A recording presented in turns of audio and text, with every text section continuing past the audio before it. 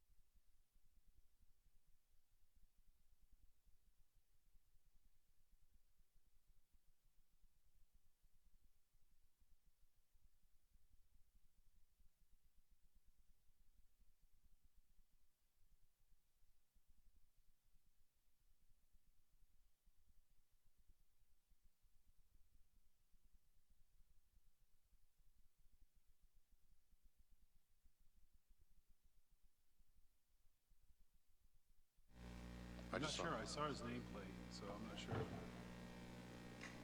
Pull the blind, Eric. Pull the blind. Okay, we're live. Good evening, folks, and welcome to Auburn City Council, May 4th, 2020. We're just going to go around the room and introduce ourselves. We normally don't do that, but I just want to give a chance for IT in the background in order to normalize volume levels and so forth, okay? So, start up to my right, please. Belinda Gary, Counselor at Large. Leroy Walker, Councilor, Ward 5. Steve Milks, Ward 3. Holly Lasagna, Ward 1. Tim McLeod, Ward 2. Brian Carrier, Ward 4. Sue Clements Delaire, City Clerk. Bill Kroll, Assistant City Manager. Okay, and I'm going to turn it over to the folks, Councilor Boss, if you could. Sure, Katie Boss at Large. Peter Creighton, City Manager. Okay, very good, very good. I think we've got everybody else too. It's I keep staring at the pictures on TV and nodding to people like they can actually see me. Okay, very good. We're going to get going right away with the comprehensive plan update. It's going to be Mr. Eric Cousins and Michael Chamings presenting. So I'll turn it over to you, gentlemen. Good evening, Mayor and Council members. Michael Chamings. As you can see, Eric Cousins, the Deputy Director, had sent out a memo on the comprehensive plan update as part of the CIP discussion. So what we're looking at is to give you recommendations on the update of the comprehensive plan, have a discussion and council feedback on the action plan, and to get some input.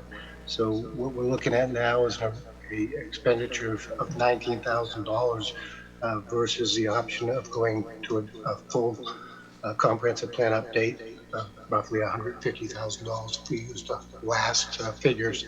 So what I'm going to do is turn this over to Eric and then review the outline that he did, and then we'll open up for questions and then try to get some direction. If this is direction you want to go, we'll then elaborate out on that breakdown that I provided to you. Eric, go ahead. Thank you, Michael, Mr. Manager and City Council and Mayor.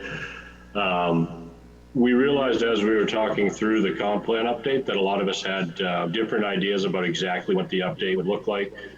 We mentioned while we were in front of you in person for our budget and CIP discussions that we would put together a plan to see if the council liked the approach that we were proposing. We're looking at, as Michael said, instead of a full rewrite, our comp plan is coming up on, or is just 10 years old last month.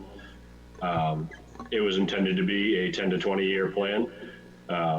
We think that there are a dozen or so, probably 10 to 15 really specific text amendments or map updates that could make a meaningful addition to the comp plan, and also could bring it in line with the priorities that have been outlined in the strategic plan, and cover some issues that have been specifically raised by planning board, council, or staff as either concerns or opportunities, or items that really something's changed related to them, and we should revisit them to make sure that the plan is setting a good direction for the city. As you can see in the memo, we tried to put some staff hours and dollar amounts to the plan.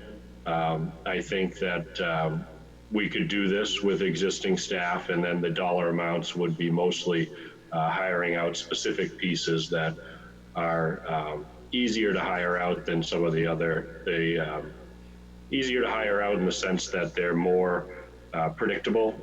We don't know exactly how many hours will go into being in front of the planning board or council. And when we go out to bid on something like that, people assume a higher number. So I think that piece of it could be handled by staff. The memo outlines a few items that I think would be part of the update, or we hope would be part of the update, because we see them as issues that could use attention. And just looking to get some feedback from the council on whether or not this sounds like a workable approach for you guys. And I think another thing to point out that if we were to do a full rewrite right now, it typically takes 18 plus months to do that with all the public process. And we see some shorter term opportunities that we could address with a more targeted update. So with that, be happy to answer any questions. I'm going to ask Councilor Boss, does she have anything that she wants to add at this point? No. Okay, councilors, any questions? Councilor Lasagna? Yeah, I have a couple of questions. One, when you say aligning it with the strategic plan, are you talking about the community-wide strategic plan, or the kind of what the council has come up with in terms of what they would like to see addressed? Yeah, the strategic planning process that the council recently accepted the report. We've been trying to look at. There's the community-wide strategic plan, and some of that does not agree necessarily with what the council came up with for their top 5.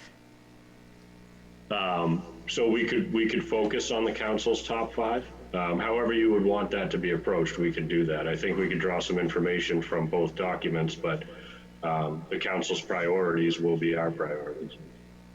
I think it's important to make sure, I think it's important to make sure that we look at the community plan as well and not ignore that, because there are some things in there that people thought were really important to address that didn't come up to our top 5. I think we could talk about the nuances of that after we agree or modify the plan that's presented. And my last question is, I know when this was done, because I was involved in some of the research previously, there was a lot of time and energy spent on getting engagement from the community. Are we going to make sure that that happens here with this sort of truncated process that's being proposed? Yeah, it's not as expansive a review. That was a complete rewrite the last time we did the comprehensive plan. So I think we do need to make sure we get community feedback, but I think we could do that through the planning board and council process, public hearings. Yeah, I think Holly Lasagna has a good point with how much input we want to put into it, and that's one of the reasons why we're coming to council at this point. If you want to go forward with the proposal we had, we can elaborate back onto the strategic plan and come back to the council to look at the priorities on both of those where they differ, and then get a sense of where the council wants to go forward with that. Yeah, I appreciate that. And it would be nice, might be nice to see a plan of how the community is going to be engaged in and giving input on this. Thank you. Councilor McLeod. Thank you. going piecemeal like this and just focusing on our current top, how long would it take us to go through our entire comp plan versus just doing an 18-month one right now? How long or far in the future might this take us just piecemealing it with this part together today? I'm hoping we could complete this within 6 months, whereas the full rewrite would be more like a year and a half. And it'd also probably push us out another 5 or 10 years, but as most of you know, we update the comprehensive plan almost annually in certain points when there's some conflict with the codes or with ordinances, or we have a change of need when the businesses are coming in to look at it. But I think that would probably, and Eric can correct me if I'm wrong, would push us out another 5 or 10 years before we got into a larger, back into that process again. Okay. Any more questions or comments on just the process and the time frame? Oh, sorry, Councilor. Thank you, Mr. Mayor. I really think I like this approach better than the other one because it won't be so encompassing, you know, so many papers, so many documents, so many books, and it'll be easier through the ward meeting process, because we can all set up ward meetings and talk one-on-one with anyone that wants to know about this. And there again, we don't have to refer them to this page in that book, that page in that book, this map, that map, because everything will be more right there and condensed. So, General Counsel, we agree with this truncated and I want to call it focused approach as proposed by staff? Yeah? Councilor Boss says. I'm sorry? Councilor Boss. Councilor Boss? Yep, I'm in agreement with it as well. I just wanted to say that with the cost savings from not doing a full rewrite of our comprehensive plan, I think it would be really valuable to put that money into updating our zonings to be in line with the future land use map that's embedded in the comprehensive plan. That to me is a real issue. I've talked about it before, and just in my experience on the planning board, that's a real point of tension and puts not only the planning board in a hard situation, but any developer or community member coming in front of the planning board with an expectation of what a zone is and sees a different result. It's a very difficult situation. So I'd like to see that funding be put into updating our zones. I think, Michael, did you just mention that that was a point that you were going to address too with this, or Eric? Yeah, absolutely. I mean, we routinely look at things that way, and we'll be looking at the current zoning where we've had issues to move that forward. So that is something that you know, we've discussed for quite a while. So let's move forward with the truncated plan. Obviously, keep the council appraised of any changes, and let's get some feedback from the council directly to staff on this as we progress, so we can add in anything that might pop up without making it, you know, a complete comp plan rewrite and defeat the purpose of the truncated schedule. I think we will come back with a tighter overview of where we're going and get more direction at that time. Let's move along to Mr. Cousins. Yeah, thank you. Lewiston Falls Monty Hydro, you're up. The Lewiston Falls Monty Hydro project is Great Falls, the dam at Great Falls. And currently their project area that is accepted as part of their licensing with the Federal Energy Regulatory Commission includes a little over 5 miles of river below the dam as part of their project area. I think it's a little longer than average for project areas below the dam where they don't have a lot of impact on the river. But what they're looking to do is actually to shorten it up to basically to Festival Plaza. So instead of being I believe it's 5.2 miles down the river, it would be about 1,200 feet below the dam, and really would cut out a lot of the important recreational assets that we already have along that existing 5-mile stretch of river. And I think it would make it harder during the relicensing process, which is about to start next year, for the city to advocate for recreational amenities within the section of river that gets removed from their license. FERC does like to keep the project boundaries tight around a facility, so they're not regulating sections of river that aren't impacted by the hydro facility. So I think there would be some support from FERC for reducing the project boundary to less than the 5.3 miles. What I was suggesting in the materials that we provided is that we should provide some feedback to FERC as they make their decisions. And my suggestion would be that we try to retain the project boundary at least to the main turnpike bridge. That would keep the project area, including New Auburn. It would include a potential portage trail that's been talked about around Dresser Ribs, which is just upstream of the main turnpike. Lewiston's also working on something similar to that to allow kayaking access to that whitewater section. And it would keep the pedestrian railroad bridge within the project area that was identified as an element of their recreation plan in 1987 when that plan was put forward by Central Maine Power. That's helpful. Thank you, Phil. You can see here Monty Hydro is pretty much at the center of the screen. And that's right at the dam facility. The project area extends upstream a ways, and they are proposing to end the project boundary just below Court Street, where you see the purple area on the right-hand side of the screen.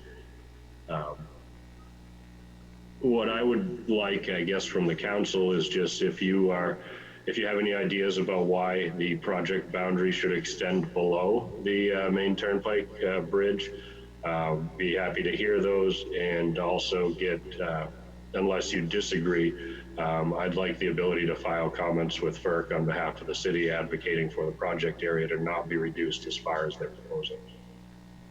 Okay, so let me just repeat that. Basically, kind of a decision-making period at this point. You're asking the council for direction either to comply or agree to FERC's, not FERC's, but Monty Hydro's proposed 0.28 mile limit, or to empower you to advocate for right below or right at the main turnpike overpass. Exactly. Yep. Okay. Let me just take this in turn. Is there anybody here that's in favor right now of Monty Hydro / Brookfield and their request to shorten up their responsibility from the current 4.2 miles to 0.28 miles? Okay. Is there I'm going to ask this though, is there a rationale by Brookfield Energy to do that? Was there some sort of massive economic benefit or tangible benefit? They are, I've spoken with Kelly Maloney at Brookfield. Her position is that FERC tries to tighten up the boundaries so that they don't have jurisdiction over sections of river that are not impacted by a hydro facility. I think there could be a lot of benefit on Brookfield's part to having a smaller project area and reducing the area that we'd potentially be asking for recreational assets. And I also think that a big part of it is that they just watched the process of the Lower Barker Mill Dam, and we were effective in securing some recreational amenities, and they just want to try to control their costs over time and minimize those opportunities for expenses. Fair enough. Is there any opposition amongst the council right now towards Eric acting on city behalf to try to make sure that recreational corridor is at least partially intact? I just want to make sure, Eric, that we get some of the information that was done by yourself, the Land Trust. I know Mr. Prost was involved with that. We asked for a lot of things, and I don't think we ever got them even back then, but you were working on them as things were developing. And I don't think we've really been totally up to date with everything that we wanted or didn't get, I should say. But I'd like to know exactly where we are before we throw our hat into this thing totally. Okay, I'll connect with you on that just so I know which piece. I think we were talking about Gulf Island Dam at that time. Yeah, there was a couple sections. Okay, so if there's no other comment on this, I think we empower Eric to go ahead and work. You have a lot more knowledge on this than most other people, Mr. Cousins, and we appreciate that. So go out there and advocate for what's best for Auburn now and in the future. Okay? Thank you. Next, Mr. Cousins. We should have just called this the May 4th Eric Cousins Workshop. Barker Mills license update. So I mentioned this a minute ago, and I think that the hydropower industry watches what happens in other licensings, and one of the major limiting factors on recreation on the Lower Barker was staying within the project boundaries. So I think Brookfield, watching that from the sidelines, did take some initiative because of our work at Lower Barker. The license was recently approved. It was a 6 or 7 year process for the Lower Barker Mill to be issued a new license. And there were some substantial changes to their operation and their license requirement as part of that process. I just wanted to make sure that the council was aware of those, so this was an opportunity to highlight those. Minimum flows have been increased from 20 cubic feet per second of water through the bypassed reach, the section of the river that gets bypassed when the water goes through the hydropower facility, from 20 feet per second to 113, so more than 5 times the minimum flows. And a big part of that was during certain times of the year, if they're running all of the water except for the 20 cubic feet per second through the hydro facility, there's a section of river that's pretty much dry, and they're migrating herring that are in there at certain alewives that are in there at certain times of the year that really don't have much of a chance to pass through that area with low water levels, and the birds have kind of a field day with the fish trapped in shallow water. Recreation was the big one. That's what Auburn was advocating for most strongly in the whole process. And we did get some wins on that. KEI Power will make some improvements to informal hand carry launch and the informal foot trail leading to the bypassed reach from the Barker Mill Trail parking lot. They will maintain the portion of the Barker Mill Trail that serves as a portage route around the dam. So we'll have to see what that looks like, but I suspect that it could be funding towards an organization like the Land Trust that maintains the other portions of the trail, so they have some money to spend on materials for that. This is a big one that I was frankly surprised that we were able to get this, but we now have the ability to do up to 5 annual recreation flow releases. So we could plan like a river day and know a week or 2 ahead of time based on rainfall and river flows that we could put enough water into that bypass reach to have kind of an urban kayak run in downtown New Auburn from the dam to the Androscoggin River, pulling out at Anniversary Park. So I think that has some real potential as we sort of figure out how to do that. There'll be automated stream flow information available for us to put on our website. If you're going to travel from any distance, there's really no good way right now to know what kind of water levels to expect in that section of river. This would be the ability to have that on a website so people could check if they were choosing to either go boating or fishing in that area. It does require that they develop a recreational plan, including conceptual drawings and descriptions of the improvements, so we'll have a chance to comment on what the actual trail improvements are, and a schedule for maintaining the trail. So it'll relieve the Land Trust of some of those obligations, or might be a way to help them fund more maintenance on that trail.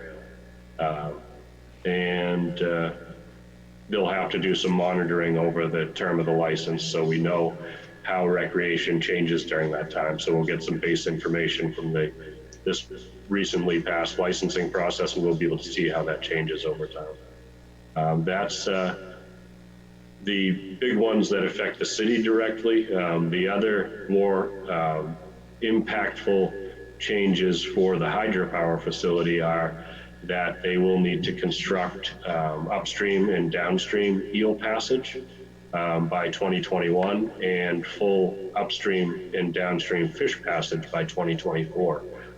There are fish using that facility now to go downstream, and they sort of bounce over the rocks and the water all the way down. They'll actually have a functioning fishway for both potentially salmon, which we have seen in the past 5 years in that stretch of river. There's not a lot of them, but there's an occasional one that makes it to the Androscoggin and Little Androscoggin split. And alewives that are stocked in Taylor Pond will now be able to get to the ocean and back without being trucked from other facilities. So it's pretty exciting. So thank you for giving me the opportunity to explain that, and happy to answer any questions. Thank you, Eric. No, this is actually great. I mean, these are things that have been talked about by the Androscoggin Land Trust for as long as I can remember, and you and others. So this is a huge victory for Auburn and the entire region, actually. So thank you. Is there any questions for Eric on this? Councilor Zanya? Thank you. How does this address the letter from the Androscoggin Land Trust concerning the reduction of the accessibility by 95%? That was on the previous topic. Oh, on the license amendment for the project area? Yes, Eric. Yeah, that's the other item for the Monty hydro facility. Okay, That was addressing our second workshop, not this current one. okay. Okay. Is So there any other questions? I didn't see the letter, but I did speak with Jim Pross. Seeing So I was none? expecting. Okay, very good. There's no action you needed from us on our end, correct, Eric? Nope, nothing needed. Just I think about apologize. the possibility of recreation on that stretch of river. Yeah, I'd like to see if the city manager and assistant city manager can start publicizing this along with some community partners. I'd like to get this news out. Obviously, we all want to make sure that people are aware of what's going on, especially in the recreational trails as we come through the summer months. So if we could talk a little bit later about a media or marketing plan around that, a strategy, that'd be great. Thank you. Okay, let's move on then. We're going to turn it over to Mr. Phil Kroll, Assistant City Manager, who's going to talk about our annual action plan discussion. Thank you, Mayor, Council. Let me just this presentation up.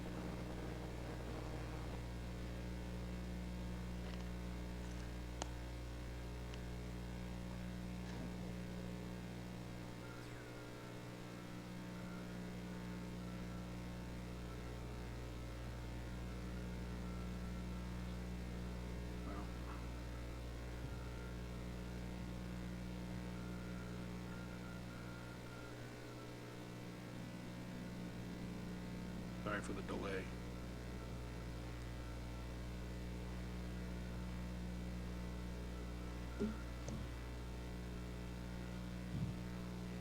Right. Mayor and Council, as you're aware, additional CDBG money was made available for COVID-19 related expenses. And as we presented in a previous workshop, we talked about different buckets, I guess you could say, of where some of those funding would be available. One thing that came back from you was just some more detail on the plan, what that would look like. Zach's on with me and Michael's on with me. The three of us have been talking pretty regularly about this, along with the city manager, on what we could do moving forward and how we could break these funds down. These are, again, concept, I guess you could say, as where these monies could be allocated as we move forward. The first one was food security. If you recall, Zach forwarded through the city manager a breakdown from HUD on some of the categories that we would need to stay within regarding this funding. So the first one was food security. What this is looking at is trying to enhance the capability at the Senior Community Center as we continue providing the type of outreach that we have been. When we had our most recent power outage of one of the last storms, we were at risk of losing a decent amount of all the food that we had stored. I think we did lose some. And so that building does not have a generator capacity. This would allow that to happen, which would then also, moving forward, it would allow us to be able to use that facility as a warming center during the winter if we had a power outage around the city. But then it also, we could look at it as some type of temporary sheltering as well, moving forward, as well as another option for us as a city. So that's what that funding would allow us to do. We are still working through some of those costs The city electrician has been started working on this since last week, and will be continuing making improvements there. The next concept was the farming startup. This would allow for, if someone either had an existing farm or wanted a new farm, and say they wanted to take an acre of that land and make it so they could now start farming on it. Numbers that we saw recently was about $5,000 to really take an acre of land and make it so that it's a farming capability for them. This would allow for some startup money to allow that to happen, either with an existing or someone who would like to start up this farming option. What that would then do is, part of the agreements that we would have put forward is, how does some of that that's produced on that farm come back to the community? And we can do that in a way that would work off the loan agreement that has been provided, so work that off over time. Next one would be Pal Center. As you all know, the Pal Center has a Master Gardener volunteer team that is there helping the youth with gardening, with providing meals. A lot of what they then turn around and sell at farmers markets goes back into the program. You have anywhere from 20 to sometimes 50 kids that might be participating in that program, off and on throughout the summer. What this also does is it also feeds their those children that are participating, goes back and helps feed their families as well. So this money would go to enhancing that program, expanding what they're able to do, and also continue providing the food outreach. So you're all familiar with the grab-to-go meals. On top of that, PAL has been providing grocery assistance to their families since this all started. This would go to continue providing that opportunity. The recreation feeding program, this is more general in the sense that we know that our grab-to-go food program won't be continuing forever. We'll be ending that, but what we are looking to do is transition that to some groceries to go, and providing groceries moving forward to help during these next couple months, and eventually phasing that out. However, when we started the program, basically took everything that was in the pantry that was available for Age Friendly that was running programs in there, as well as our First Seniors program that was in there, just to get the supplies and what we needed. Some of these funds would go back into that to provide restocking of that pantry moving forward with when new programming or their programming that's existing currently starts back up. But it also helps with providing for, they have been looking at certain refrigeration units, because there's just not the space to be able to provide that currently with what's there for equipment. So this would be able to upgrade that, and also be able to make it so that it's accessible. Even like a milk cooler type that's available that you can roll out during certain events, activities that are there, especially if it's a warming center and food is made available, you could bring that out and be able to use that. So they are looking at those options. The last one is conversations that I've been having with Fatuma Hussein, who's part of the Immigrant Resource Center. And one thing that we've been discussing is that the groceries and the grab-to-go food has been a great assistance. However, it doesn't really align well with some of our new Mainer community.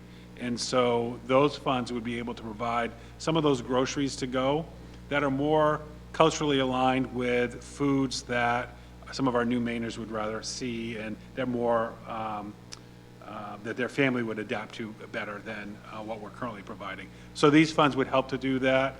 We've identified 76 families in Auburn that would be able to benefit from this, and we'll be able to continue this during the same time that we're running our additional grocery to go program. So that's food security. The next one was public service. One option that we're looking at, and we've had some good conversations with Goodwill, their T2 program, which used to be Youth Build, and now it's T2. We've used Youth Build in the past for projects. One of them was at the Pal Center almost 7 years ago now. They bring in youth between the ages of 17 and 24 who are at risk. Most of them are couch surfing or homeless, and they provide good skill building opportunities for them. When at PAL, what we had them do was do some demo work and do some framing and sheetrocking, whatever they had the capacity. They have instructors that are contractors that work for Goodwill, that train the youth to be able to build. And so one of the thoughts on this was we've been really focusing on downtown. How can we leverage these funds to be able to provide job creation, which the youth get paid when they're part of this program. So it's providing job creation for projects that we have in the downtown area. Part of that would be, how can we do some neighborhood beautification within our downtown?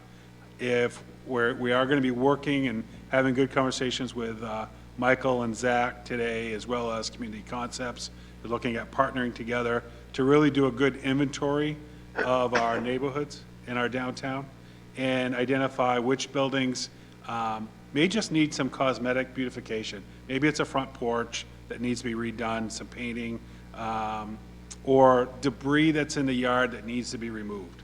Some of those kind of projects just to help clean up some of our neighborhoods. We're looking to actually have an audit done, assessment, I guess you could say, of all those homes, all those properties, and get a good inventory of what's needed. We could use Goodwill partnering with their T2 program to go and do some of that rehab of porches. They obviously do smaller projects, but they can be coupled with larger projects that could be coming in if there's a complete rehab that's being done in the building and demo work needs to be done. This team can come in and be able to do that, which would save costs and provide job assistance for some of our at-risk youth. The other one was regarding scholarship assistance. We are still having conversations about summer rec. We're not sure what might happen with summer rec. If we were to have summer rec, we believe that there will be a much greater need for scholarships if we were to ramp up and be able to provide summer rec safely this summer. If we were to do that, we would need assistance for some scholarships to be able to make that program successful. So that's the public service pocket that we're identifying. The next would be micro grants. This is $100,000 that's available, forgivable loans to small businesses, micro enterprise type that have been affected by COVID. Just keep in mind that all of these projects have to be affected by COVID. So when we look at job creation, that's impacted by COVID. There's other jobs that some of the youth may not be having those projects to be able to do that.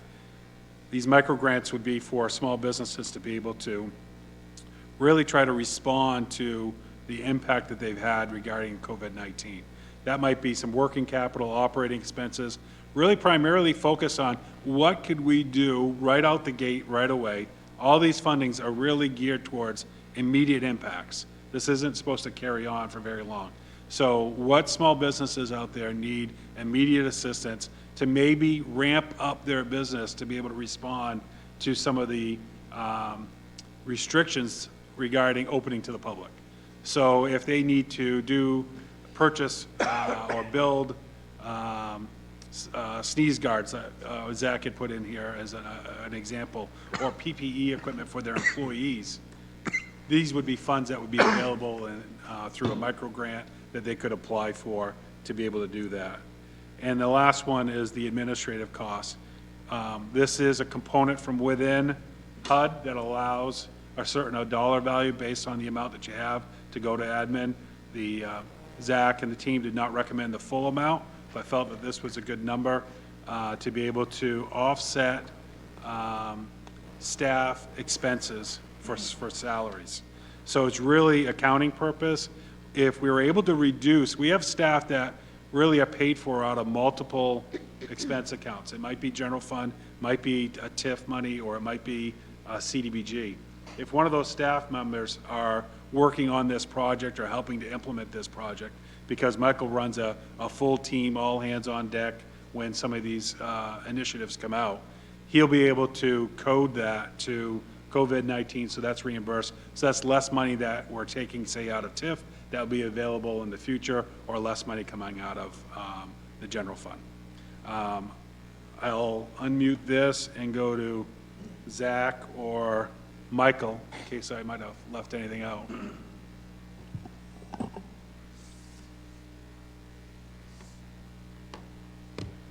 Zach, do you have anything?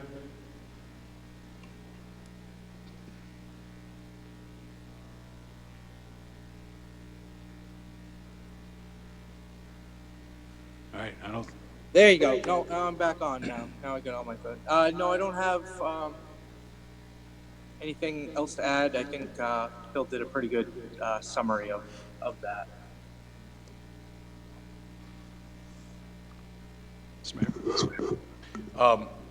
Very good. Any questions or comments on this? Again, for our own knowledge, this is a rough plan, but it's a lot more detailed than we had last meeting. It gets kind of into the granular aspect of how some of these funds are going to be used. So are there any specific questions here? I'm going to start with Councilor Walker. I'll come to you, Councilor Gary. All set? Yeah, my only question is, Recreation Department, I'm worried because of the time limit that we keep hearing the governor bouncing around out here, and I'm worried that the kids may not have much of a summer, but when we do pull them together, we know they're still not going to be able to be in crowds of 200 or 300. And I didn't see any money really in there for recreation, and that bothers me a little bit. I think we're talking about giving a lot of small businesses another $100,000 to work with.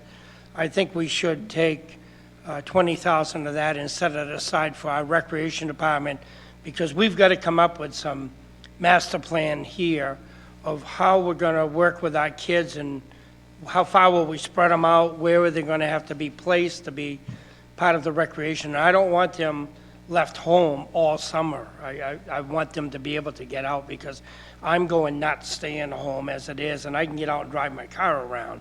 But it doesn't mean that the kids will be able to do that, and we really need to have a good plan put together. We can't do it without money, and I didn't see any real recreation money there. So I think we've got to work on that. I know we got 3 buildings down there. We got the PAL and maybe some other buildings with schools, but it's going to cost money. One way or the other, it's going to cost money. yeah, we actually, so staff has been working on this right along, watching for guidelines that come out to see how we might be able to do this. We have looked at other municipalities. A lot of municipalities have already canceled their summer rec program.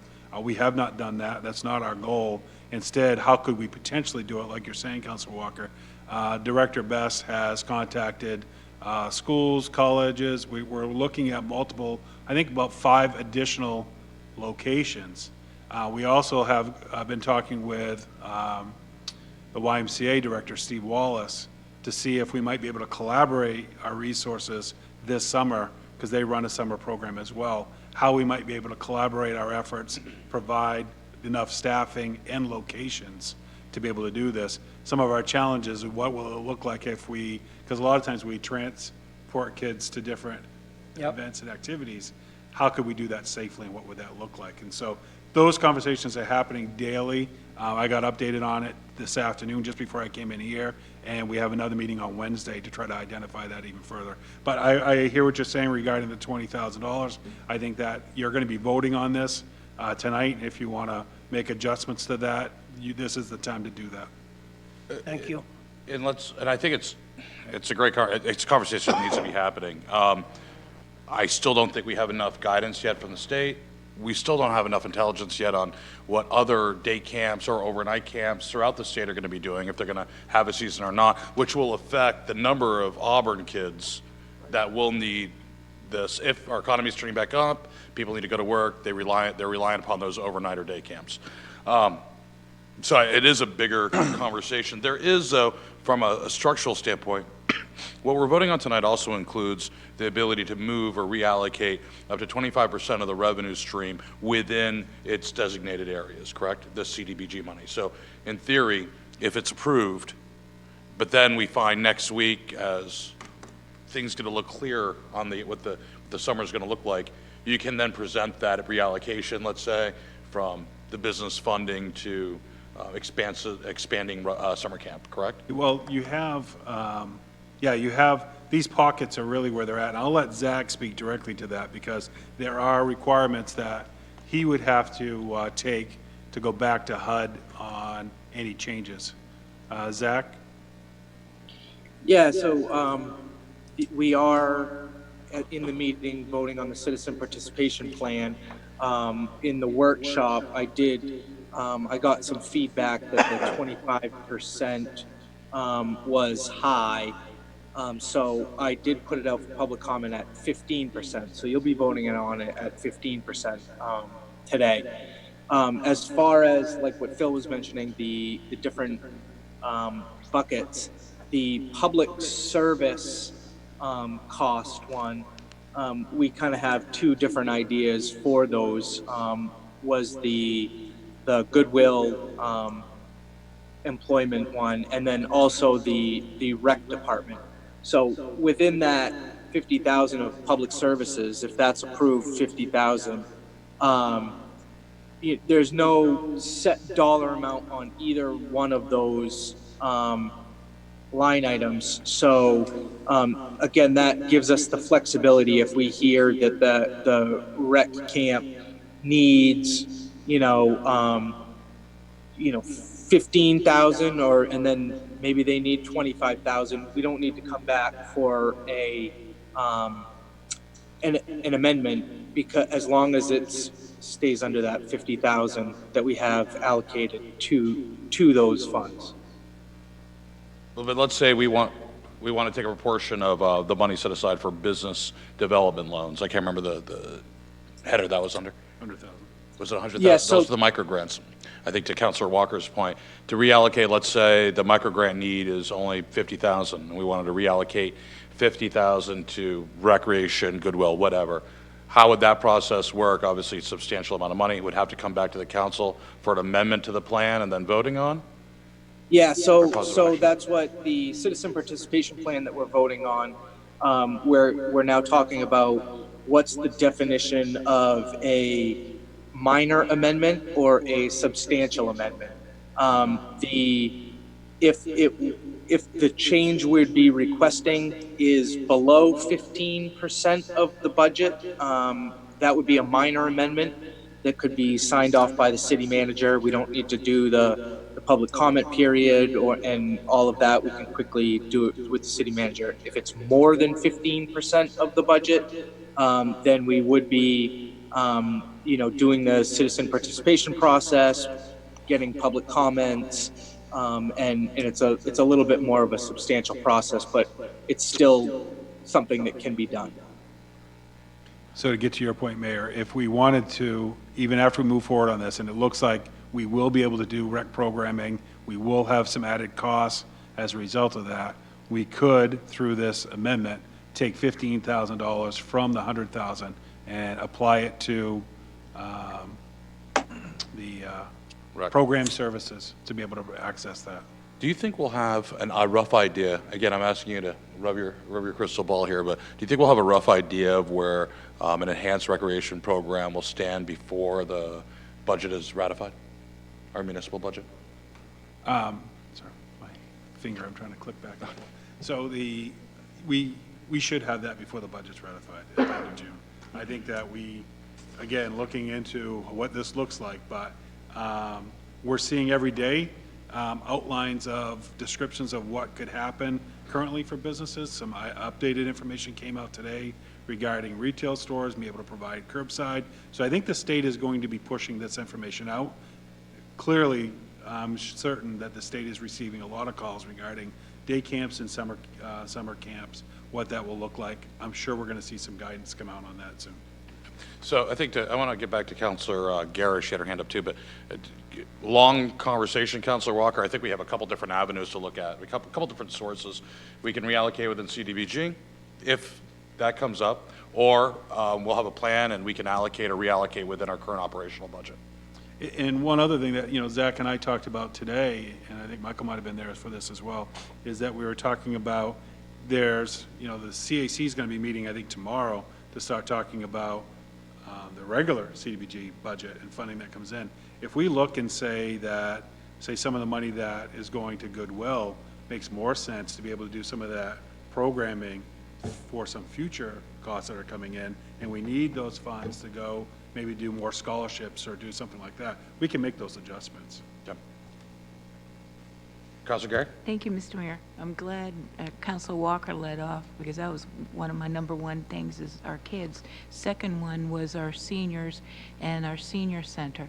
I really think it's a great idea and to put in the generator and the extra freezers and coolers that we need desperately at the senior center. And by doing that, it'll complement whatever has to go into the Hasty Armory if that becomes an emergency shelter.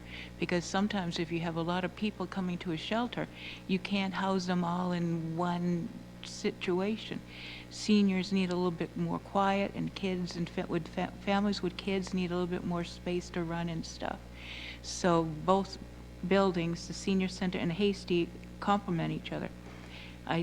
Like I said, I like the idea that you're thinking ahead about getting the freezers and the backup generators because yes, they did lose a lot of food, but also the PAL Center. So in this money, are we going to also look at having a generator at the PAL Center so that their frozen food, because we store a lot of food over there and they store some of their different things go to different places, but the ultimate goal is to feed seniors and families with kids or families. So in this money, or is it in the city's budget or CIP, freezers for the PAL Center? So they are assessing what the needs are. If you remember, PAL Center was an abandoned building that we kind of made some adjustments to. It might take more work to be able to do that than what we have here. But I know they've looked at it, and I think they'll run some numbers on it. But I can't guarantee all of that will be able to happen out of those funds. However, when it comes to refrigeration and freezer units, so that is money that, if you remember, when you reallocated the $10,000 for the feed, the micro grants for the feed program, some of that went to PAL. Plus some of these dollars that they have here that's being allocated will also be able to go for that. What we have to be mindful of is what we've done in the past is if there's a power outage, a lot of times we're transferring a lot of those goods out of there to make sure we're keeping them from going bad. I know this is a small pot of money and we got to stretch it as far as we can. If these grants don't cover the PAL for the freezer, can we put that in our CIP? The freezer will be definitely purchased, Okay. either through these or the monies that you had already allocated that have been going towards their feeding program. But the freezer's definitely going to be included in one of those two pockets. And then also it talks about farmers markets vouchers. Have you got a cost estimate for the bare minimum equipment that is needed for the senior center and PAL Center so that you'll know ballpark figure how much money you have for the farmers market vouchers? Well, I think some of that came in the initial review, and it'll be considered moving forward. But I think that would come out of probably that the dollars that were allocated for like the farm startup and some of those dollars. I think that was the initial. Could we do this with some of those funds? So. Yeah, I think the nice comment, if I could add, is the old adage of give someone a fish, they eat for a day. Teach them how to fish, they eat for a lifetime. By getting Auburn more self-sufficient with food, i.e., getting more acreage under crop cultivation, versus just one-off type of vouchers, I think we might have a better chance of weathering any future, whether it be ice storm or a pandemic. So. I think there's some fungibility there, but we shouldn't look at the strategic benefit of a lot of these programs, and if they do have a strategic benefit. With that in mind, when you talk about feeding people and like the old thing is give them, instead of just giving them the fish, teach them how to fish and then they'll get their own food. One of the things I'm finding is different people that get the food that we're getting from the food banks and the different churches, they don't know how to prepare it. So I would think it'd be to our advantage if we could come up with some sort of booklet or do it as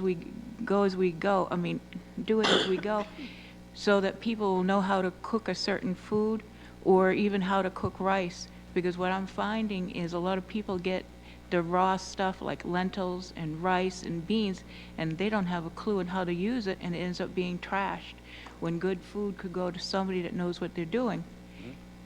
So maybe as part of this summer camp program, or even senior programs, or family, whatever we do, maybe we can compile a list of handouts we can give people so that they'll know how to use something. And we can probably get a hint or ask different people in our community that use this stuff, what do they need help? I mean, like these immigrants that come over, they eat different things than we do. They have vegetables that I haven't even heard of yet. So if we could learn from both sides, all our citizens, then maybe we could, if we had certain types of food that only the immigrants use, and we need to feed other families, if we had a booklet, then these other families would know how to cook the food that is foreign to them. No, that sounds like a program that can be done later. And yes, I know how to cook lentils after 3 failed attempts. Very good. So moving along, focusing on the CAC, any other comments or questions? Councilor Lasagna? Yes, thank you. I think one of the things is whatever we're doing with these funds is to really look at building capacity and sustainability. They're emergency funds, and I think that's important, but to make sure that as we think about how we distribute them, to make sure that it's not just a one-off thing, because I see some opportunities, great opportunities for building capacity within these organizations. The other thing is, can we look back at the slide that was the food security one?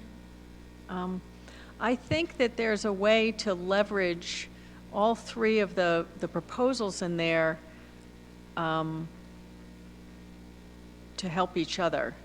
So for example, the PAL Center and farming startup, I know that's supposed to be acreage, but it may be something that could support their work in the farming that they've started, and they've got master gardeners and things. They could build on what they've got there if they probably had more funding. And then the other thing I just wanted to mention is that I agree with Councilor Walker, $100,000 for micro grants for businesses. One of the things that's important, and I would agree to move some money more towards food security, especially building capacity, but also we want to make sure that the money that we're giving to these businesses, we're giving to businesses that will succeed. Because I think that's one of the problems that's happening with the national SBA loans, is that businesses are applying for them that are already failing businesses. And so they get this money and it's just keeping them going. I don't know what the process is, and I'm not a business person, but I think it'll be important to make sure that we're adding value and not just sort of propping up a business that may or may not survive without the funds. I think that, to reiterate what you said, just so I can make sure it's clear too, we have to get the money flowing through the economy quickly. That's the definition of stimulus. But I think we can do it, and I think this is a great start, frankly, and more than just a start on how do you build that sustainability. The key word, agriculture, farming startup.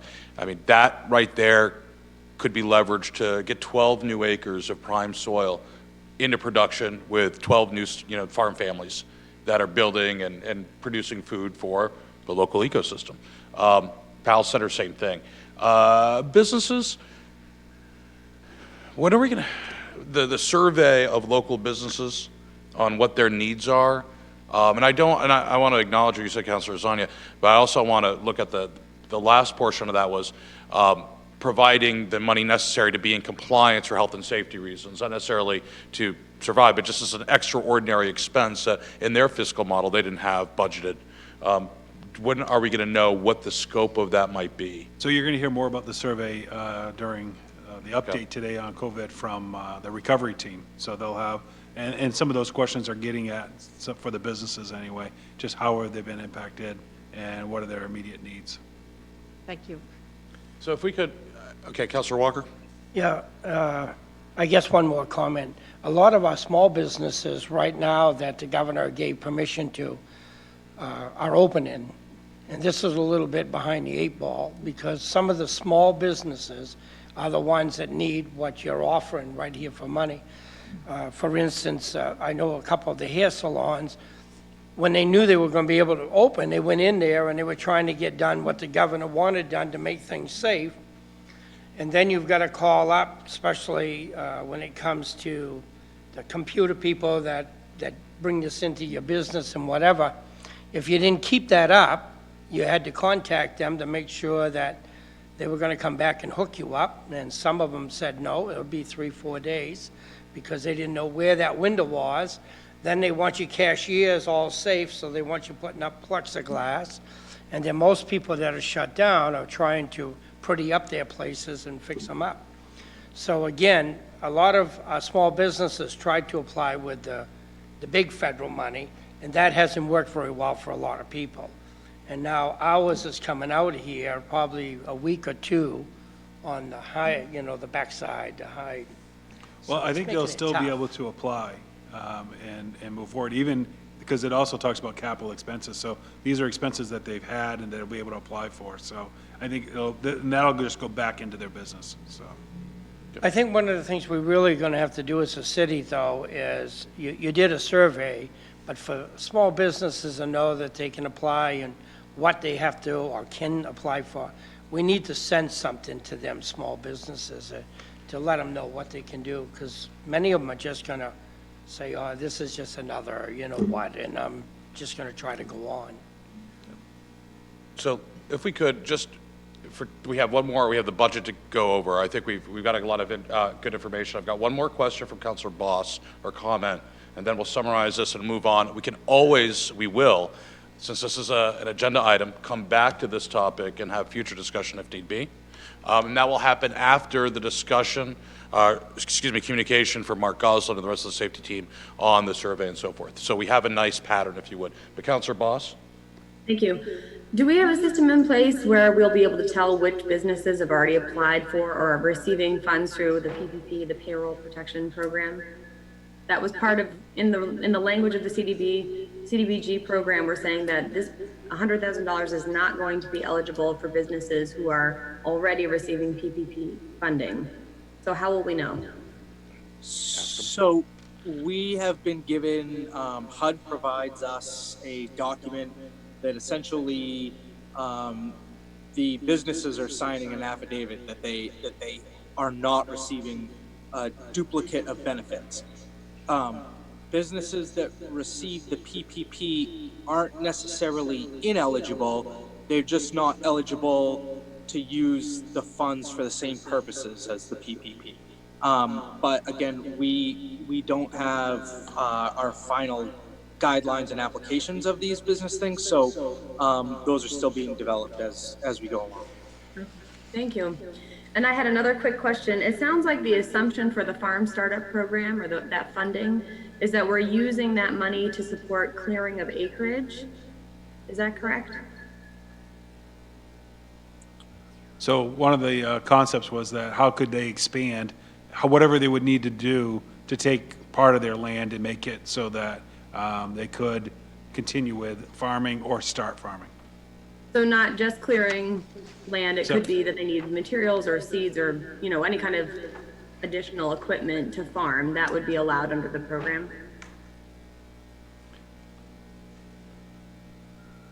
Sorry, it takes me a minute just to pause that other computer. So that still is being worked on. I think we're gonna, like the applications that are coming out, like we did with the small business applications, the micro grant applications, we'll create an application along those lines, and we'll get some folks that are directly related to what's needed to ensure that it's a fully encompassing application that will be able to cover those things. Thank you. Okay. So, Councilor Walker? Yeah, I got one more question for Phil, probably more than anybody. The PAL, what is happening right now between the support for the PAL from the police academy and this goes all the way back to sports, I believe. Is there a breakdown there somewheres, or are they getting involved with helping out the PALs across the country, or do you know any of that? So as far as funding coming in for PAL, so each PAL center is really independent on their own to apply for grants or to receive funds. The entire programming obviously has been closed since March. As far as resources, we've collaborated those resources from the director at PAL over to the feeding program currently to assist in that. Moving forward, I think we might have talked about this in the budget, or maybe we had individual conversations, but, probably sometime the first, when I say first, after July 1st, we'll probably have a presentation to talk about some real planning for PAL, what that looks like, make sure the council is giving some direction related to that. They have a board, but the board really does some fundraising and really assists with programming. That's really the extent of the board's capacity. So we do need to talk about, okay, if we want to expand on this, what would that look like, and how can we maybe bridge that with the rec programming? Chief Mullen's in the room, we've been having this conversation as well. And if you go back over the last couple of years, we've been doing more of that as we've been moving forward. Probably one of our better partnerships has been with the community college. They have a criminal justice program where they have students from the CJ program that have to come into PAL to do part of their schoolwork. And so that's a great mentoring opportunity. A lot of them also provide athletics or homework help, as well as Bates College that does that. So I think we have some really good partnerships. As far as funding source, that's something that we've always been chasing and trying to identify. So talking the big sports, baseball, football, whatever is out there, they are no longer involved in? There's still a national PAL league, and so, but they do not, all they provide really is, here's some programming options you should consider for your community, but there's no direct funding or anything else that comes from them. Okay. We need to move on at this point to the, Comment to build on what Katie, Councilor Boss had said, that I think it's going to be important to think about farming, not just new farms, but supporting what currently exists, because it'll be a lot quicker to be able to aid current farms rather than getting people to start up. well, you get your point though too, is propping up a business that may or may not be, viable. We have to look at that as well. I think that can all come out in the application process. We're going to move on now. We can always pick this up because we're talking specifics on CAC during the agenda later on this evening. I'd like to turn over to the city manager at this point for the next workshop item, which will be our city budget. Thank you, Mr. Mayor, councilors. Hopefully you can all hear me. Good evening. We've all done a lot of work on the FY21 proposed budget, and I want to thank you for the participation and your interest and questions. The staff has listened to what you had to say. We've tried to incorporate a lot of it into my final proposed budget. We're at 0% on the city side, 0% on intergovernmental, and I expect we'll be at 0 on the school budget as well. One thing that I have been doing with assistance of the Assistant City Manager Phil Kroll and the Finance Director Jill Eastman and also our HR Director Chris Muma is really trying to look at what is happening across the state with other municipalities regarding their budget process. In particular, we've been looking at what is happening regarding revenues. And one area that I have expressed concern about previously and have mentioned it more than once is municipal revenue sharing. There has been a history of the state cutting back on municipal revenue sharing when they hit rough times. So we're looking at that closely. I've been in communication with managers around the state, and I have learned that a number of them have really reduced their municipal revenue sharing pretty significantly, anywhere from 15%, 15% to 30% or more. We have at this point in time, when we put the budget together, of course this is before the pandemic occurred, we had reduced the revenue sharing less than 5% from what we anticipated receiving in FY21. I am, after talking and communicating with managers around the state and looking at what municipal officials are doing, I believe we need to make a reduction of 20%, which would mean another reduction of about 570,000 or more in municipal revenue sharing. And along with that, I've also been talking with the Assistant City Manager and the Finance Director about the excise tax revenue as well, and looking at that closely. And we are talking now about alternatives on reductions on the expense side in order to be able to manage that reduction on revenues. And would like to come to you on Monday next week with an updated report on where we're at with that, and with a complete budget at that point, unless something changes on how we're going to accomplish that. We are going to stay at zero. The question is, what do we do within the budget in order to be able to accomplish that? And we had a meeting with the department directors today. We'll be talking again tomorrow as we work our way through this process. Overall, I think everyone has done a really good job trying to get to where we are now, and I certainly want to make sure that the city is in a good position as we move forward.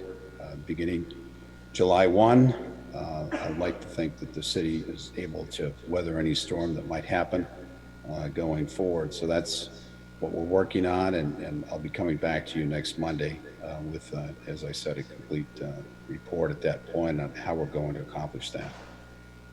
Happy to answer any questions if you'd like. And just a point of clarification as well. The final budget has been submitted on April 30th. That's the recommendations, obviously, in the report on finances and forecasting, will be brought up as amendments by councilors and then voted on by the council, because we do have a final document right now that will work off through the amendment process, unless there's a way to abridge that amendment process and delay the charter date of April 30th. Peter? Yes, that's correct. And again, what we're looking at are changes within the existing budget in order to be able to find the expense reduction and savings so that they're equivalent to the reduction on the revenue side. Very good. Okay, thank you. Is there any questions for Peter at this point? Councilor Zania? Thank you. Just to be clear, how much of a reduction? On 500,000? the 570,000 to have a 20% reduction on municipal revenue sharing. And we're also looking at the excise tax revenues as well. So it's more than likely that we may need to reduce more than 570. And we plan on coming back to you with a report on how to accomplish that, and are talking about different options and alternatives on how to make that happen. And I appreciate your patience as we go through this process. This certainly is an unprecedented time that we're in right now. Any other questions? I have. Councilor Walker? Yes, listening to Jill a week ago, she felt pretty comfortable with the amount of money that is taken in with the registration of cars and things. I respect what she said, and I believe that when you ride around out there and see all these cars that have got 10-day or 15-day plates on them that are actually 35, 40 days beyond, that when it comes time to register all these, that I think we're going to see, she's pretty close on what she's saying there. So the other $500,000, I don't know where you're going to find it or move things around, but good luck with that. And besides, obviously, what the city manager and assistant city manager have to do in order to find that equilibrium, and I applaud them for being proactive. And we've been taking this in, I think, very good stages and not jumping, but moving through it methodically. So thank you, Peter, for that, and Phil. We've seen a lot of municipalities around the state jump, and the way information is flowing out now in a very rapid form and ever-changing, it's good to be cautious and slow and deliberate. I will say this is really important because, as Peter said, past administrations have slashed municipal road share. But we've also, if you remember, Peter has said multiple times, and this body's echoed it, that we need to build taxable valuation within the city to eliminate our need or reliance or dependence, if you would, upon municipal rev share, because it's used as a bargaining chip. Monies that are raised in our community on our backs are then brought to Augusta and then divided out however so the legislator feels is appropriate. If that's right or wrong, we're not here to argue. But the point is, everything we do with our CDBG allocation with the CARES Act our primary CDBG allocation and what we currently have in the budget needs to be focused on strategic broadening of our tax base. So we're not so reliant upon the state for these ebbs and flows. If you're going to have a sustainable budget year after year, we have to increase what we can control. So looking at it, I think we look forward to the information that you provide, Peter, as well as staff on this. I think we need to still advocate as a body, and I know I will continue to advocate for a seat at the table to help distribution of federal funds to help offset this lack of revenues that are coming in. And I do think the excise tax speaks to a broader problem, whereas we could be, and we are technically in a recession right now. Growth has stopped. How long that lasts is still yet to be imagined. Probably never will be accurately. So I think being cautious on that is needed. But we do have a little bit of sunshine on this one. We still are waiting to see about all the new valuation that's been built in the city over the last year. That will be factored in our assessed value, and taxes will be applied to next year's budget. So I think if we consider that as kind of our buffer, but also as an illustration of how broadening our tax base is beneficial, and keep that as our guiding ethos, we should be okay. Is there any other comments on this? I mean, we're in a wait-and-see attitude till Monday. Fair? Okay. Thank you. Think happy thoughts. Okay. Moving on. Is there any general, we have about 5 minutes here. I do want to give us a little recess before the regular council meeting at 7. Do we want to have any general conversations about the budget at this point? I mean, we've had a lot. Is there anything that anybody wants to bring up after further research? No? Councilor? I would like to know an accurate accounting of our city councilor's account. I've looked at the past reports. It has a line item and it lists different amounts, but it doesn't list the different categories and where the money has been spent. So I would like to know a breakdown, and I'd also like to know how much we think we may have left by the end of the year. Okay. And that, thank you, you reminded me, on the mayor council budget, we did have, and I've talked about this in past meetings, about the $3,700 annually that we're currently paying to the Mayor's Coalition in Maine. I informed the city manager just today that I did want to reallocate that money, keep that money within the budget, but cease our membership into the Mayor's Coalition at this time. We talked about other more national groups. I think Councilor Boss asked to provide some information. I did. There's two predominant groups on a national level. One is the National League of Cities. I think MMA on a national level. I know Peter and Phil, you probably all had a lot of interaction with the National League of Cities. It is really kind of, again, a national level MMA, Maine Municipal Association.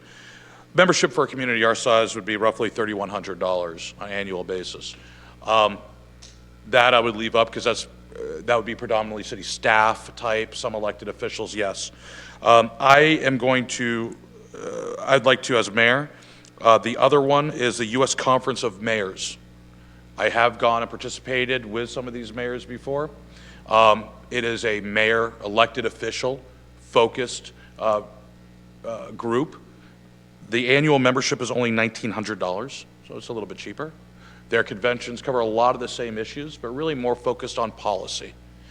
Good, effective policy, sharing of information from one municipality to another, large and small.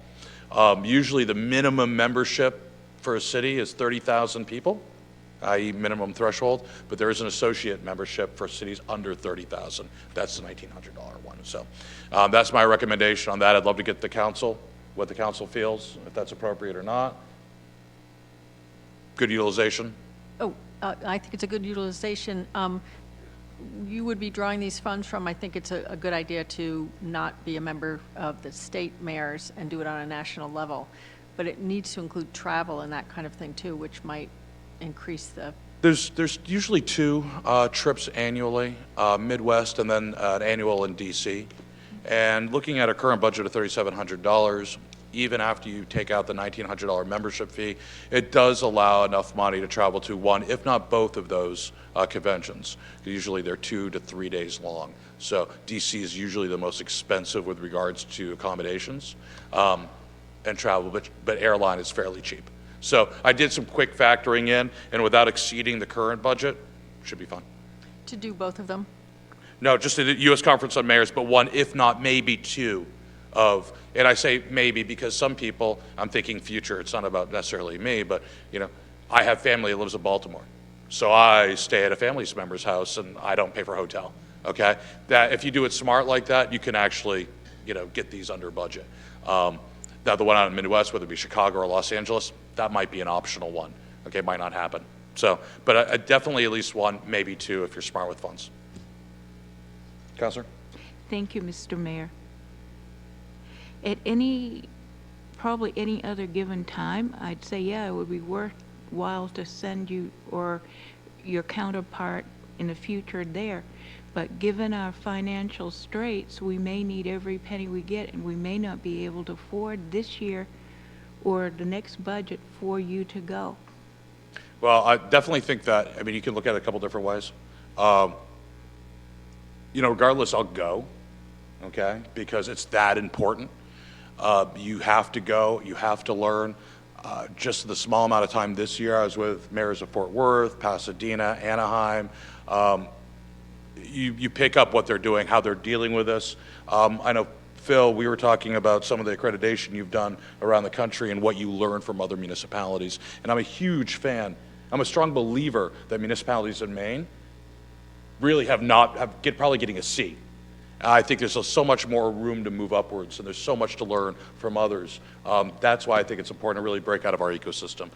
So I want to maintain that 3,700, I believe it is a line item in this year's budget, knowing that it's critical to do so. Okay, so. But obviously, this is in the budget. If someone wants to make a motion to amend the mayor and council budget to remove those dollars, that's every councilor's right. Okay. Okay. Is there any other comments on the budget? I did want to make sure I brought that up. No? Very good. We'll stay in this workshop in recess. We'll reconvene in 10 minutes for our regular council meeting. Thank you very much.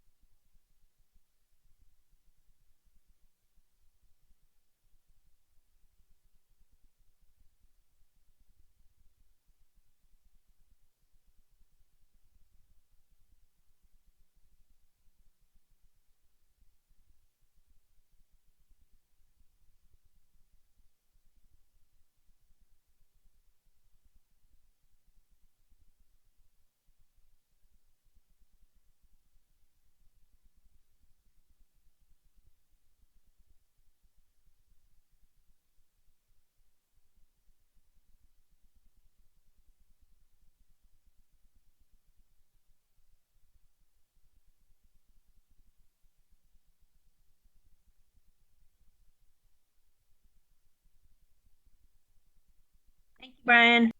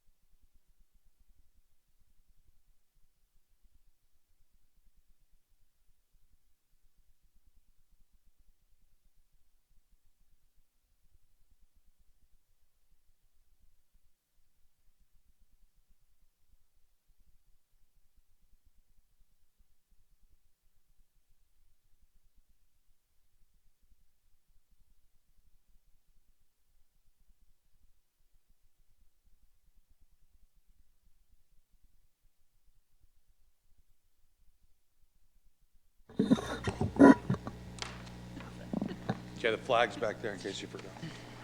Thank you.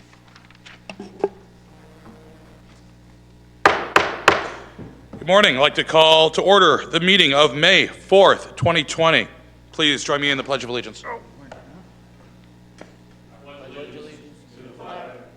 the United States of America, and to the republic for which it stands, one nation, under God, indivisible, with liberty and justice for all. Okay. Evening, sir. Say again? You said morning. Did I say morning? Yes. I tell you, I'm surprised I know what day it is, okay? So it feels a beautiful evening out, so. Moving right along, we have the minutes of the April 27th, 2020 regular council meeting. Are there any corrections? None being, I'll entertain a motion at this time to approve the minutes of the April 27, So 2020 meeting. Second. Who gave me a motion? Was that Councilor McLeod? Councilor McLeod. Second, Councilor Walker. Sue, could you call a roll, please? Counselor Boss? Yes. I guess that was a yes. Was that a yes? Yeah. Yes.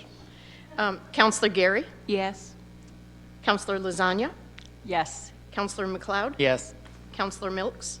Yes. Counselor Carrier? Yes. Counselor Walker? Yes.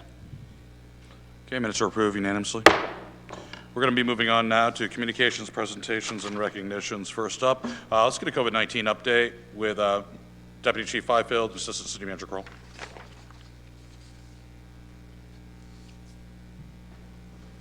Thank you, Mayor, Council. I'm just waiting for Matt to be able to get on the screen, and then once he's on, I'll have Matt start off with an update.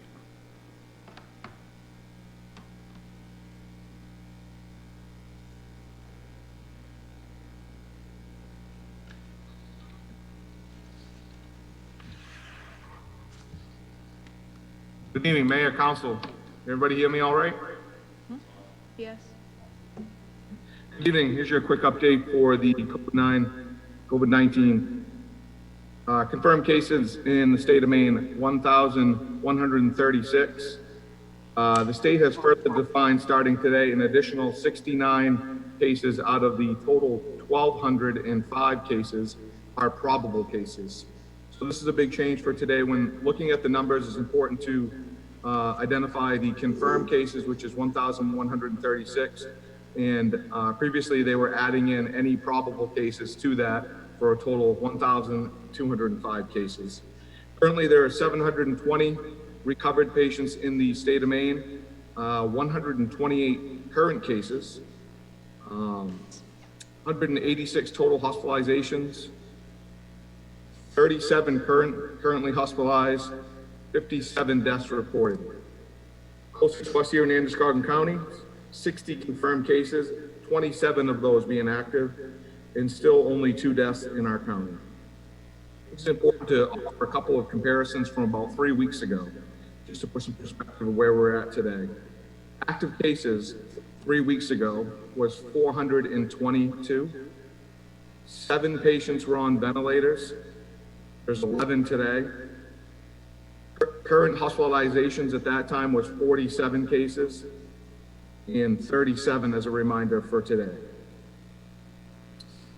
Things to watch out, obviously there's a lot of talk in the communities about the easing of some of the restrictions. It's important, we're going to be watching closely along with the Maine CDC over the next 2 weeks to see what type of impacts we may have on our call volume here in the city, hospitalizations at our local hospitals. I think those are important to track, and influenza-like illnesses in our area. That will be the telltale sign of whether or not the restrictions can continue to be eased.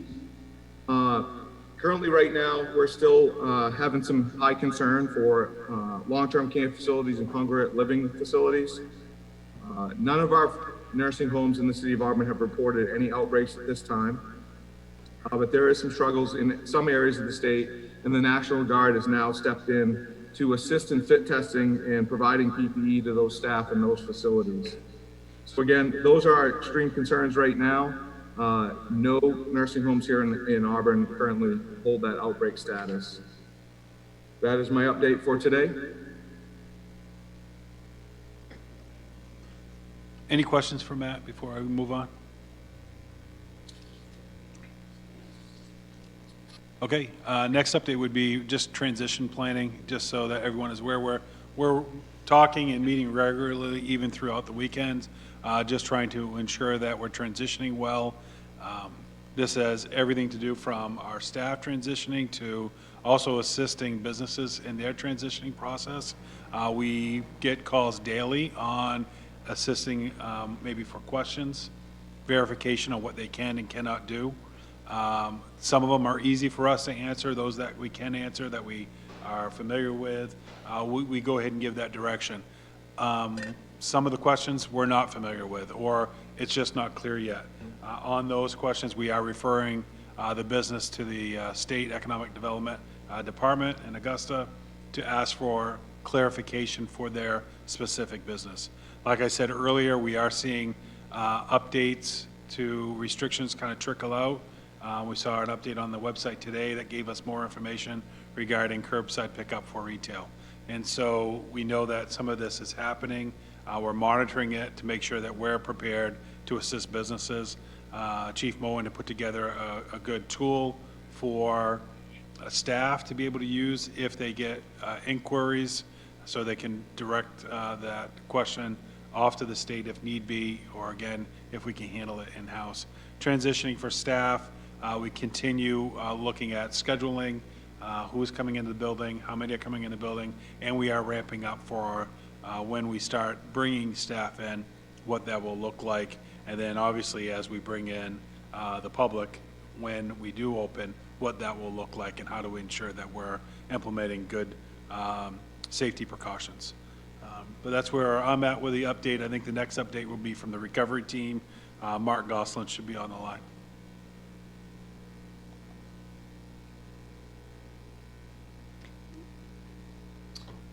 Good evening, councilors, mayor. Hope everyone's doing well.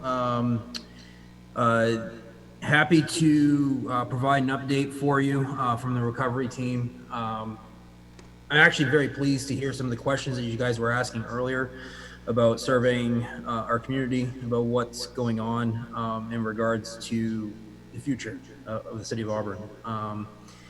We've had our second meeting and we are understanding the urgency around the situation about trying to get this information done as quick as possible. Our team has done a fantastic job of getting stuff prepared for this week. We have come to a consensus to send out 2 surveys to the community. One is going to be community-based, which is just asking asking some questions around how they've been impacted by COVID, not just them personally, but the people that they socialize with, family members, how they might have been impacted professionally, personally. We finalized some questions this morning that we're going to start working on getting that survey populated into a Survey Monkey. The business survey is going to get finalized tomorrow, and we are in the process of getting that finalized tomorrow with the intention of getting that out as soon as possible. So from a survey standpoint, from the business survey standpoint, we're talking about some of the questions that you mentioned earlier about have they applied for any resources or any support, how we might be able to come alongside that, and how we as a city might be able to support the commerce in the area. And we are, again, looking at those questions tomorrow. So both surveys should be finalized. The community survey is finalized today, business survey finalized by tomorrow. On Wednesday, I am meeting individually with each department to talk about the nitty-gritty part of our recovery outline. So, for example, the update that Assistant City Manager Kroll and Zach Lenhart and Eric Cousins talked about, the CDBG funding, that will be part of the nitty-gritty part of our recovery plan.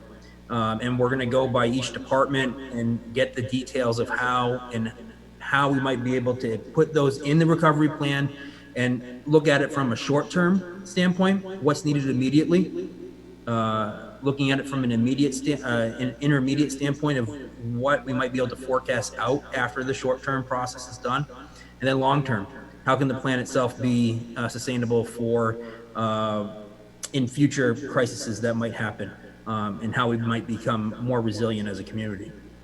So that's happening on Wednesday, where I'm meeting with those groups. And once we compile that information, we'll be able to get a formal plan to share with everybody. And I'm hoping to do that as soon as possible and with a quick turnaround.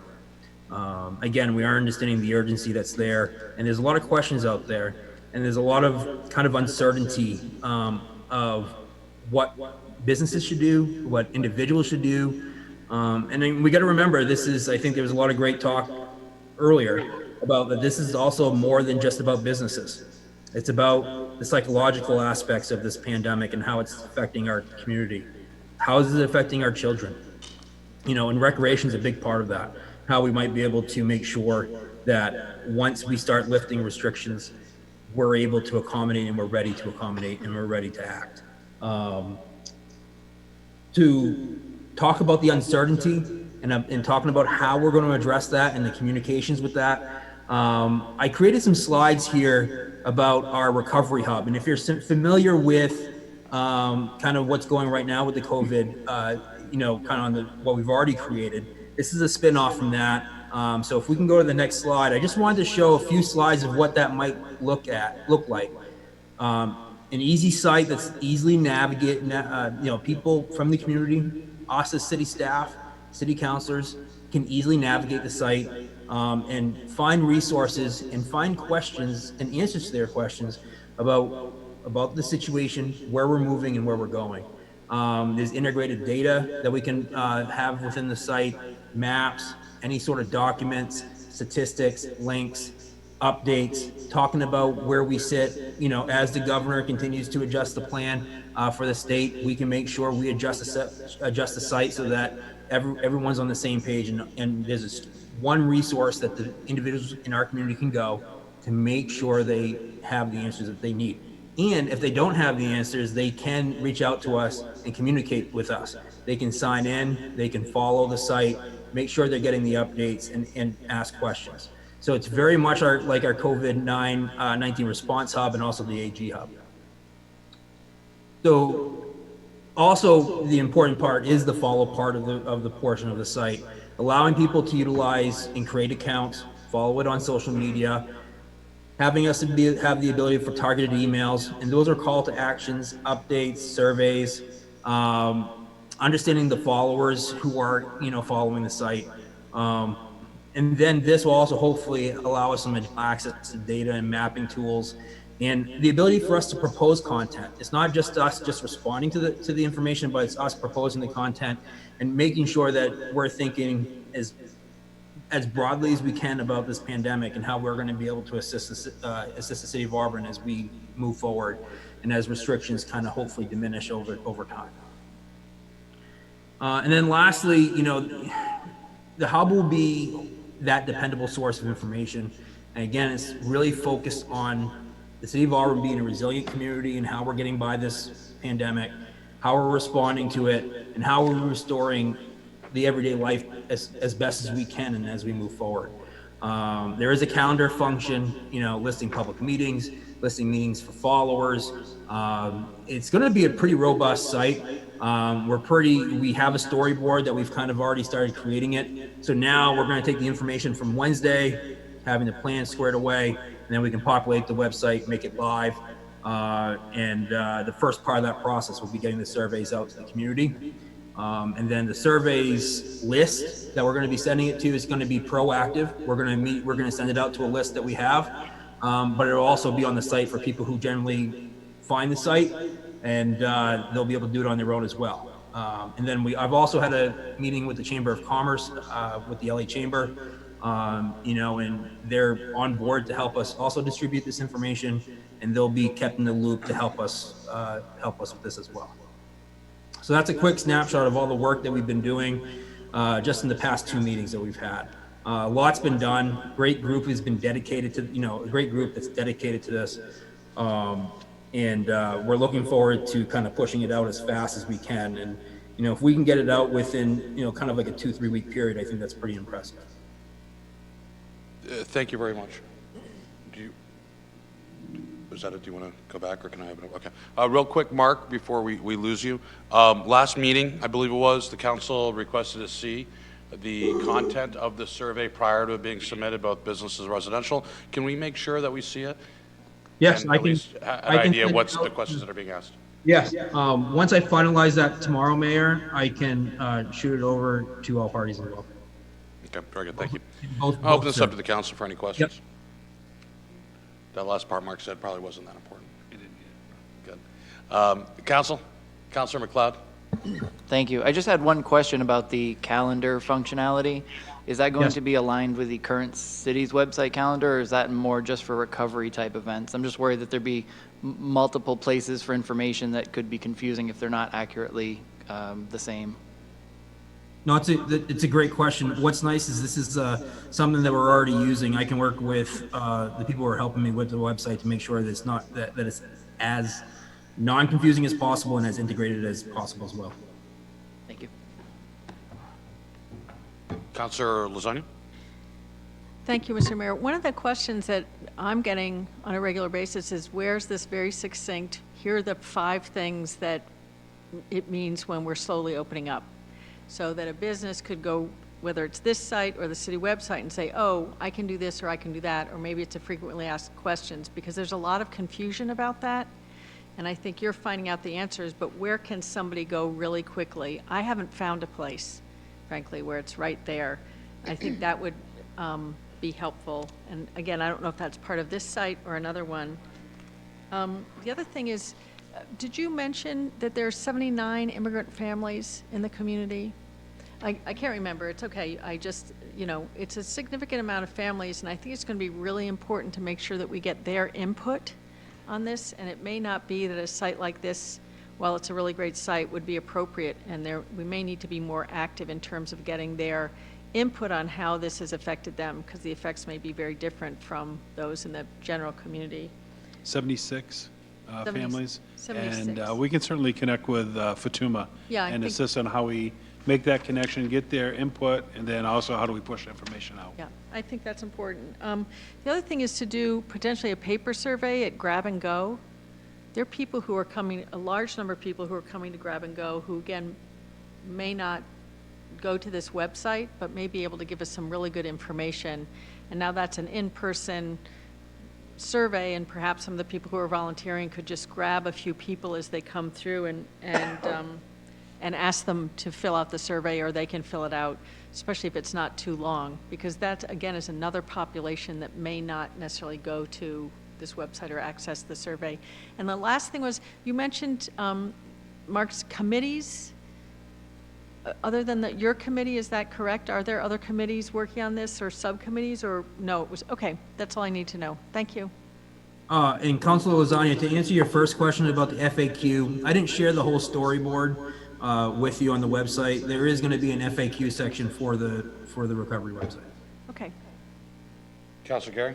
Thank you, Mr. Mayor. As a follow-up to Holly, at the Grab and Go, when you pick up a lunch, there's a paper in there that says what you may have for your lunch. The people at the rec center could put in, or senior center rather, sorry, could put the survey in the bag with their lunch, and then because they get it like on Tuesdays and Fridays. So if it was given out at one date, it could be brought back when they pick up the food again. I think that's a great idea, but I think doing it right there and having the survey so it doesn't get lost. Well, if it's not too long, it shouldn't be too long. The thing is, when you go Grab and Go, you don't get out of your car, and there may be a whole line of people, so that they just hand the food and they're gone. So at least, I mean, they could probably try to do both. When it's a slow slump, then they can do it. But I'm just thinking, because not everybody that gets a dinner through the Grab and Go has computers and online. A lot of the seniors don't have it. They don't have Facebook, and they have no way of communication other than those papers that get stuck in the bag, or like when they come to the senior meetings, when the rec department at the senior center, or the good Councilor Walker for his first Auburn meeting, or for whatever meetings, has these flyers so that they just take them. I don't know how many, countless hundreds that he prints and gives out, or the rec department gives out at the senior center for the different events. And let me just say this. There's one thing that we have to kind of if you want to do things in a sequential manner, the surveys are great, getting information is great.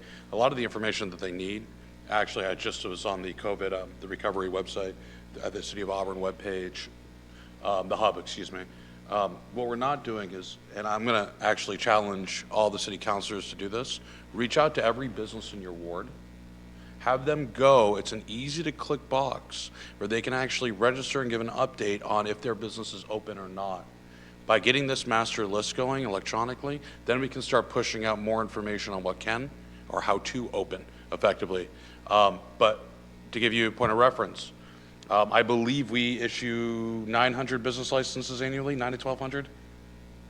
How often am I on that? No, probably around 300. 300 business licenses for, okay. Yeah. There's a LLCs that don't count. Okay, gotcha. So 300 business licenses. We have 43 businesses that are signed up in our hub right now. So a little over 10%. That's low. That's low. I'd like to, I'm just eyeballing this right now, but I mean, we need to have a proactive reach out into our wards to try to pull more and more businesses on.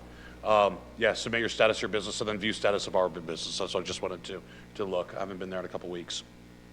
So if we can get that out, I think this is our responsibility too. We can be reactive or we can be proactive. And proactive means us, in this case, picking up the phone, emailing, Joe's tire shop to say, Joe, you're not on this list, but you're open, get on this list. Okay, and then pushing this list out or this resource for everybody in Auburn to use. It's all about communications. So we got to get it populated. And I think the chamber can help us with that as well, because they're doing the same kind of activity. Yeah, but we're Auburn. So we service, you just have to be in Auburn, not a member. So I think that's a really important distinguishation. Not to take away from the chamber, but we cannot, well, the moment we start kicking our responsibilities to someone else is a moment they're no longer our responsibility. I believe it's our responsibility to reach out to our constituency to make sure that this list is as populated as possible.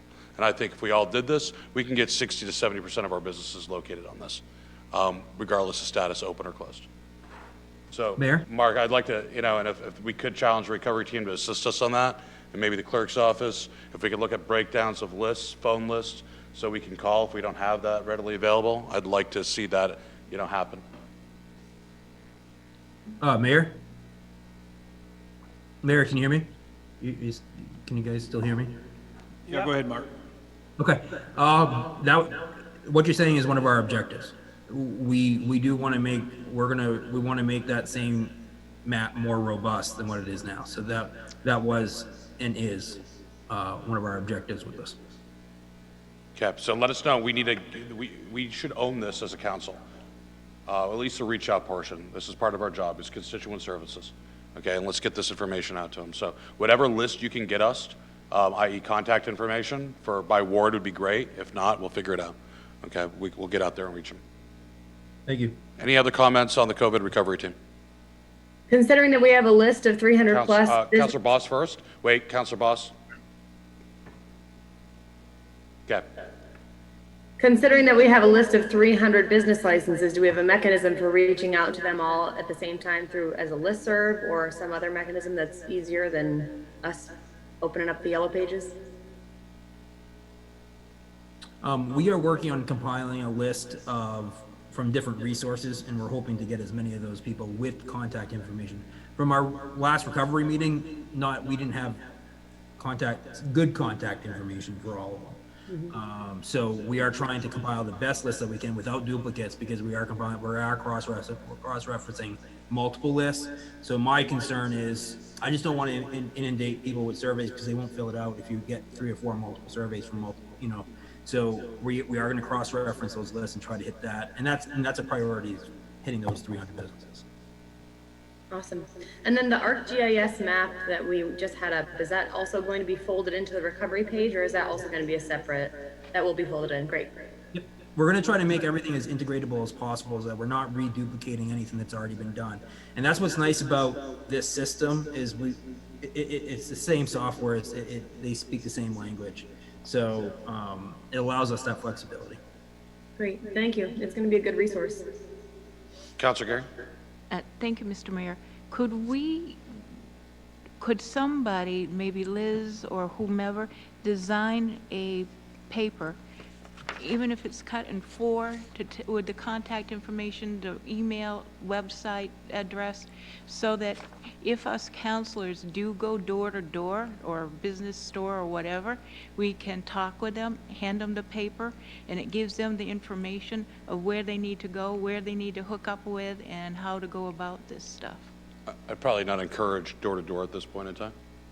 Well, as we go out, like if we, different restaurants I and would, stuff. I would probably state, matter of factly, not to do that. Pick up the phone, send them an email, call them, do not knock on door. So that's just for everybody's safety and at this current point. So, I'd rather not. At this point, council, agreement? If Keep they're electronic open, and phone. If they're open. If they're open, I know, I've been trying to call some businesses, barbershops specifically, and I'm hoping they'll start opening up here in the next couple of days. And there's a leave behind. There's a leave behind if you run into somebody. Leave behind, it's easier to do it on a mail or phone, but let's just try to make sure that we're picking up the phone and calling. We can get a lot more done in a more efficient time. The key is to populate this rapidly. So, nothing else? Then let's move on from that communication.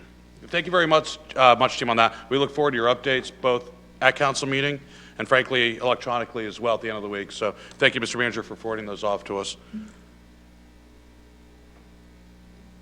Council communications. I'll start off here. Relatively quick, again, it's all about communications and really that back and forth or symbiotic communication between residents, businesses, council, government. We posted earlier this week the list of farms in the greater Androscoggin region from the Sun Journal. We had 11,000 views. Amazing for $0 on. A lot of talk, a lot of chatter. There was still only one farm from Auburn on that list. One. Just one. That's a type of reach out. I know in everybody's wards, it's probably a farm operation of some sort. Reach out to them, get them to get out there, help facilitate that, so they can be listed either on our site, because they're currently none, or at least on the Sun Journal's master list. Auburn is a rich, diverse farm community with 20,000 acres in our agricultural resource land alone, not to including our low-density country and rural residential operations. So we do have it out there, I hope. Let's get it out. So that's one list. Second, Mount Appetite. If y'all haven't been there, don't go now. It's really, really wet. The trails are in bad condition. Just keep your dogs, your horses, and your feet and your motorcycles off the Mount Appetite mountain bike trails. That's a lot of money, hundreds and hundreds of volunteer hours. And we're seeing people in the muddy season going up there with mountain bikes, that's still not dry enough, dirt bikes, motorized vehicles, and they're tearing up the trails. That actually creates more work, but more importantly, it makes it extremely unsafe for kids, including mine, who want to go mountain biking when it's appropriate and they're hitting an unapproved rut and they go flying into a tree.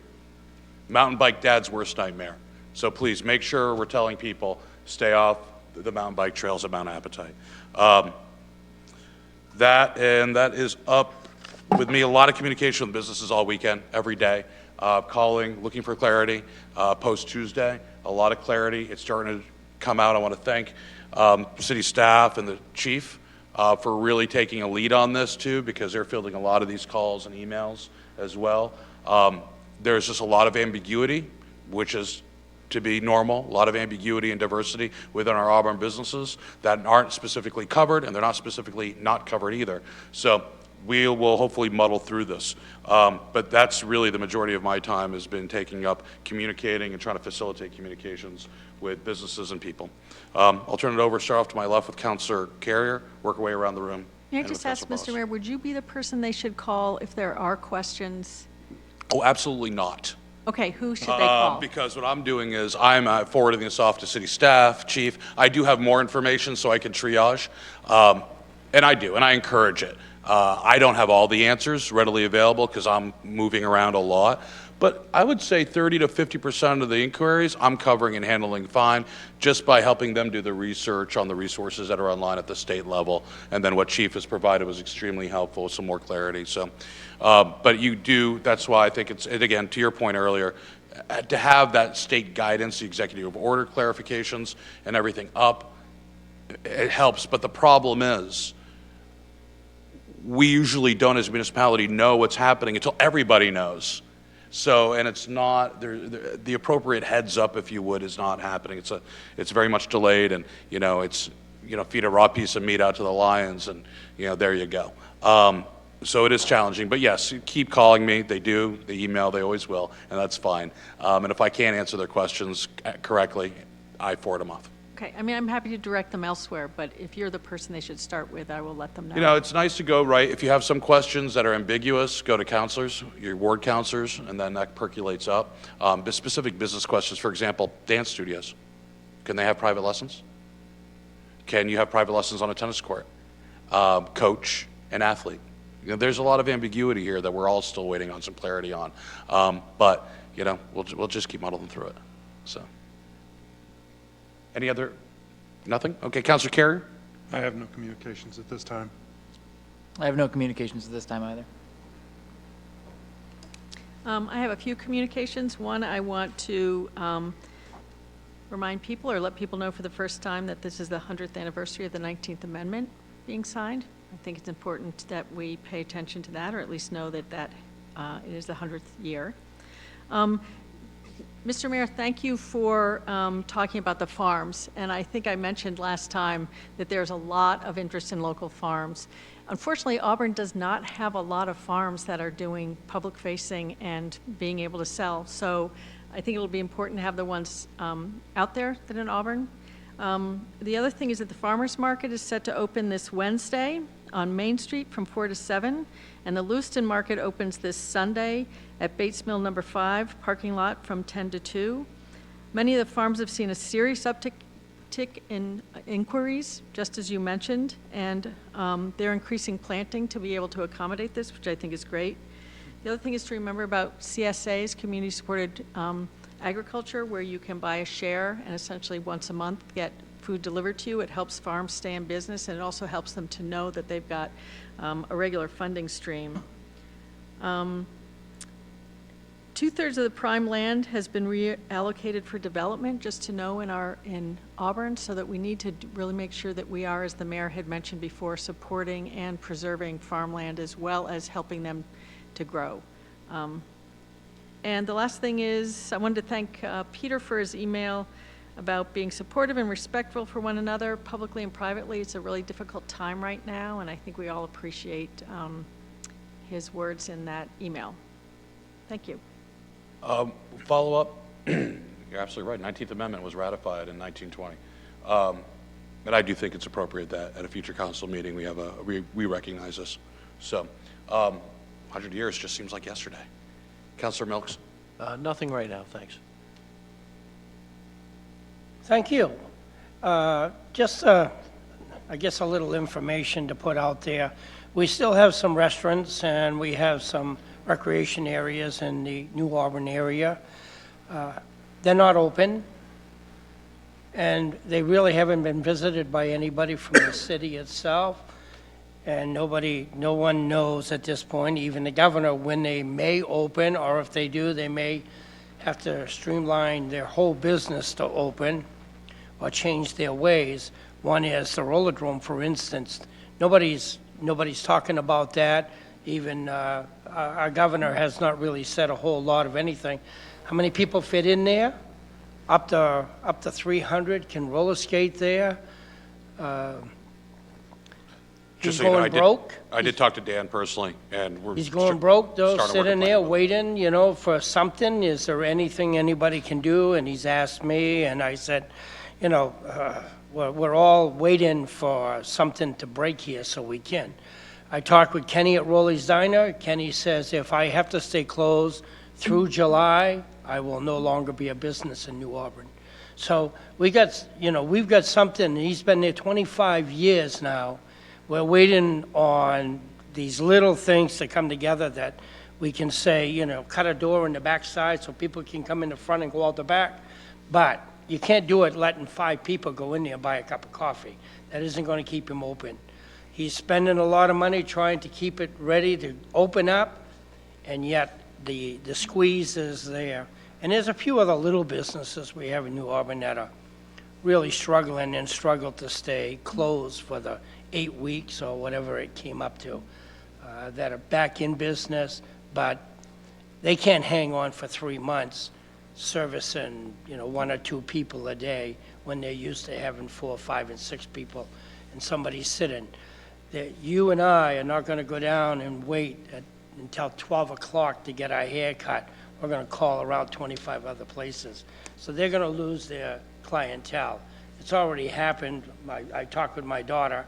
Many of her people, they can't get into her place because she takes care of 50 people, and they can't get in there for 5 weeks because she's got only herself to do it. And so something has to be done, and God bless America, that, we got a governor that we've got to listen to, but we can't wait all this time and say that, we'll be like the man in Bethel there. We'll be doing something we shouldn't do and get penalized for it, and then get a pat on the back that, it's great that you stirred up the whole community. But that's where we're headed. We're headed there fast. And July, if we don't open up these places and let people get out and do some serious things, I don't know what's going to happen in this community.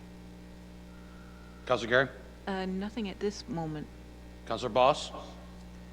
I don't have anything of my own, but just in response to Councilor Walker, do we have any resources that are planned for our Auburn recovery page that are helpful to businesses? For example, there are a lot of businesses in our community that have really adapted and been very creative in how they're able to serve their customers, despite the restrictions that are happening right now. Curbside pickup, deliveries, and so many, like Side by Each is doing deliveries and roadside and all these things that they never did before.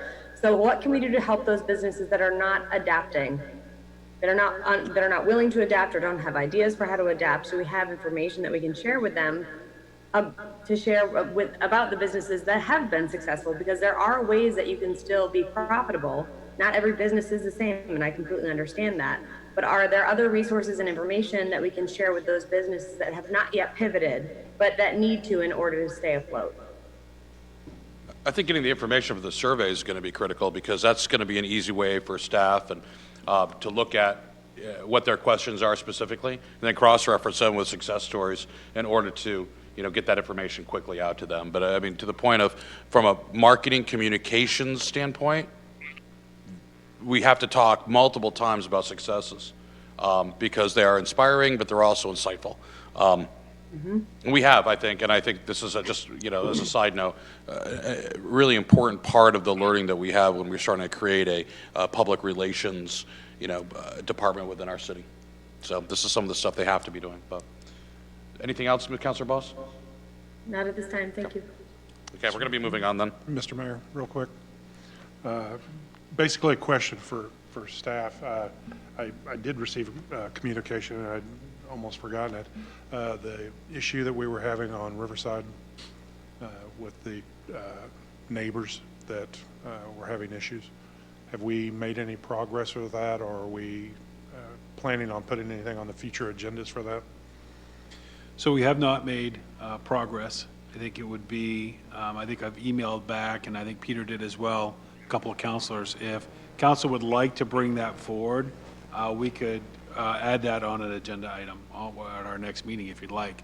We have been holding back because it's a big topic, and it's going to impact the entire city as you start discussing what you would like to implement to try to resolve that issue.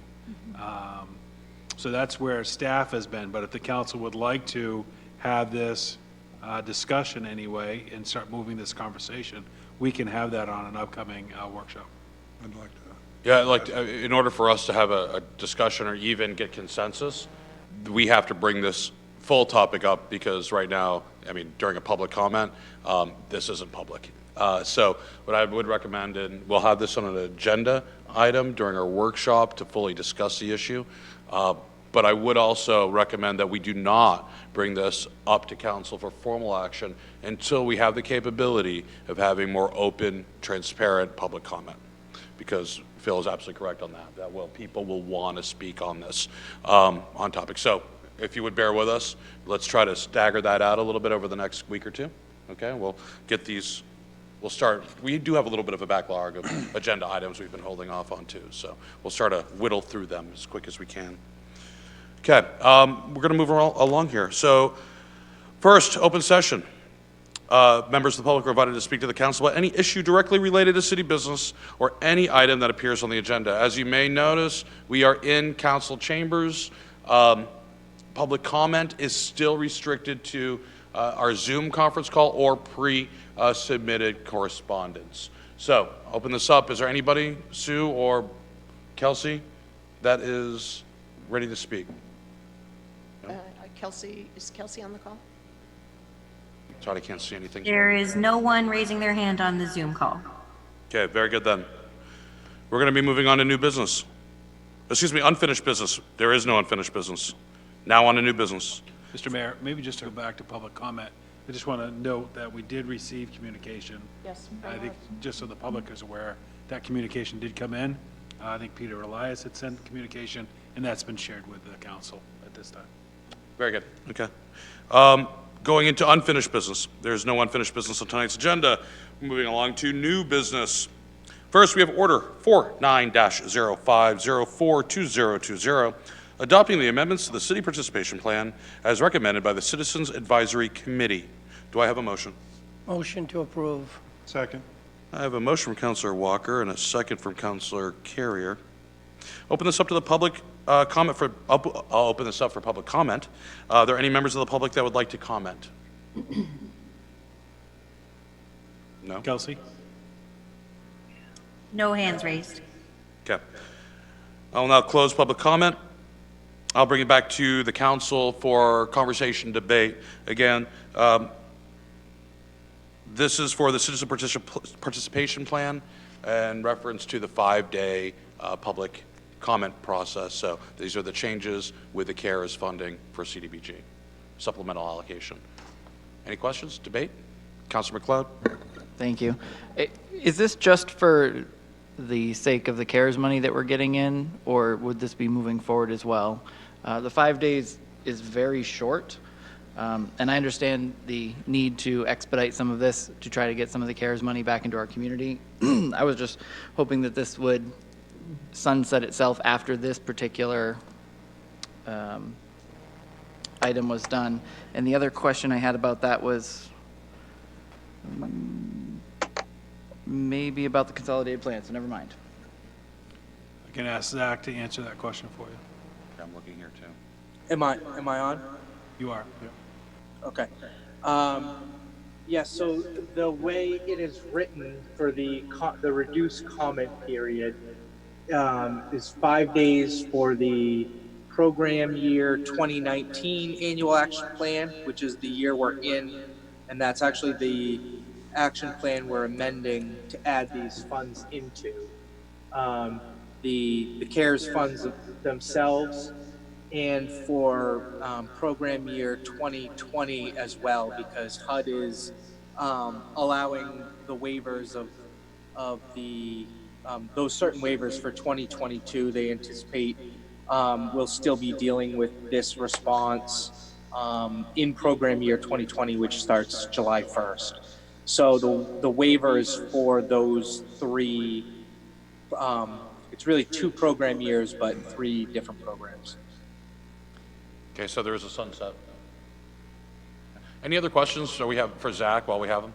Councilor Zania? So you did say there is sunset on that.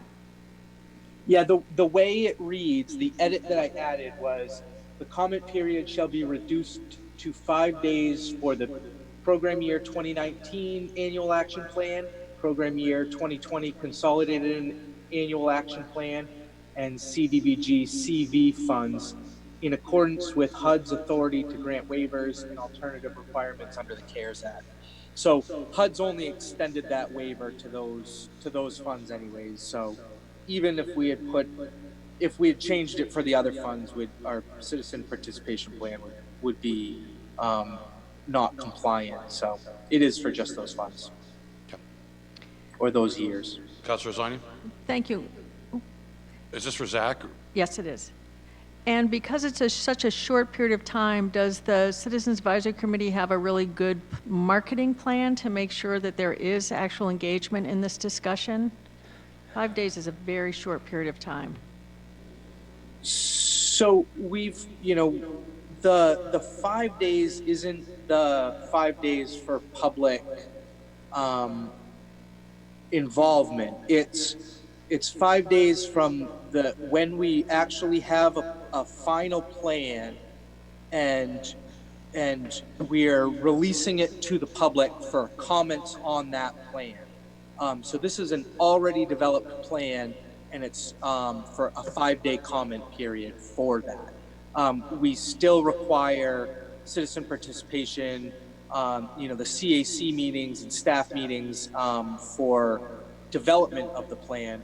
This is just for once the plan is in its final form, we put it out for comments to the public.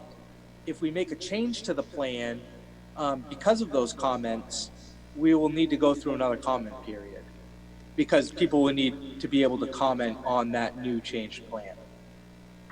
So just to continue that question, again, then the Citizens Advisory Committee should really work to make sure that there's a lot of input, and there's still currently only 5 people on the Citizens Advisory Committee, correct?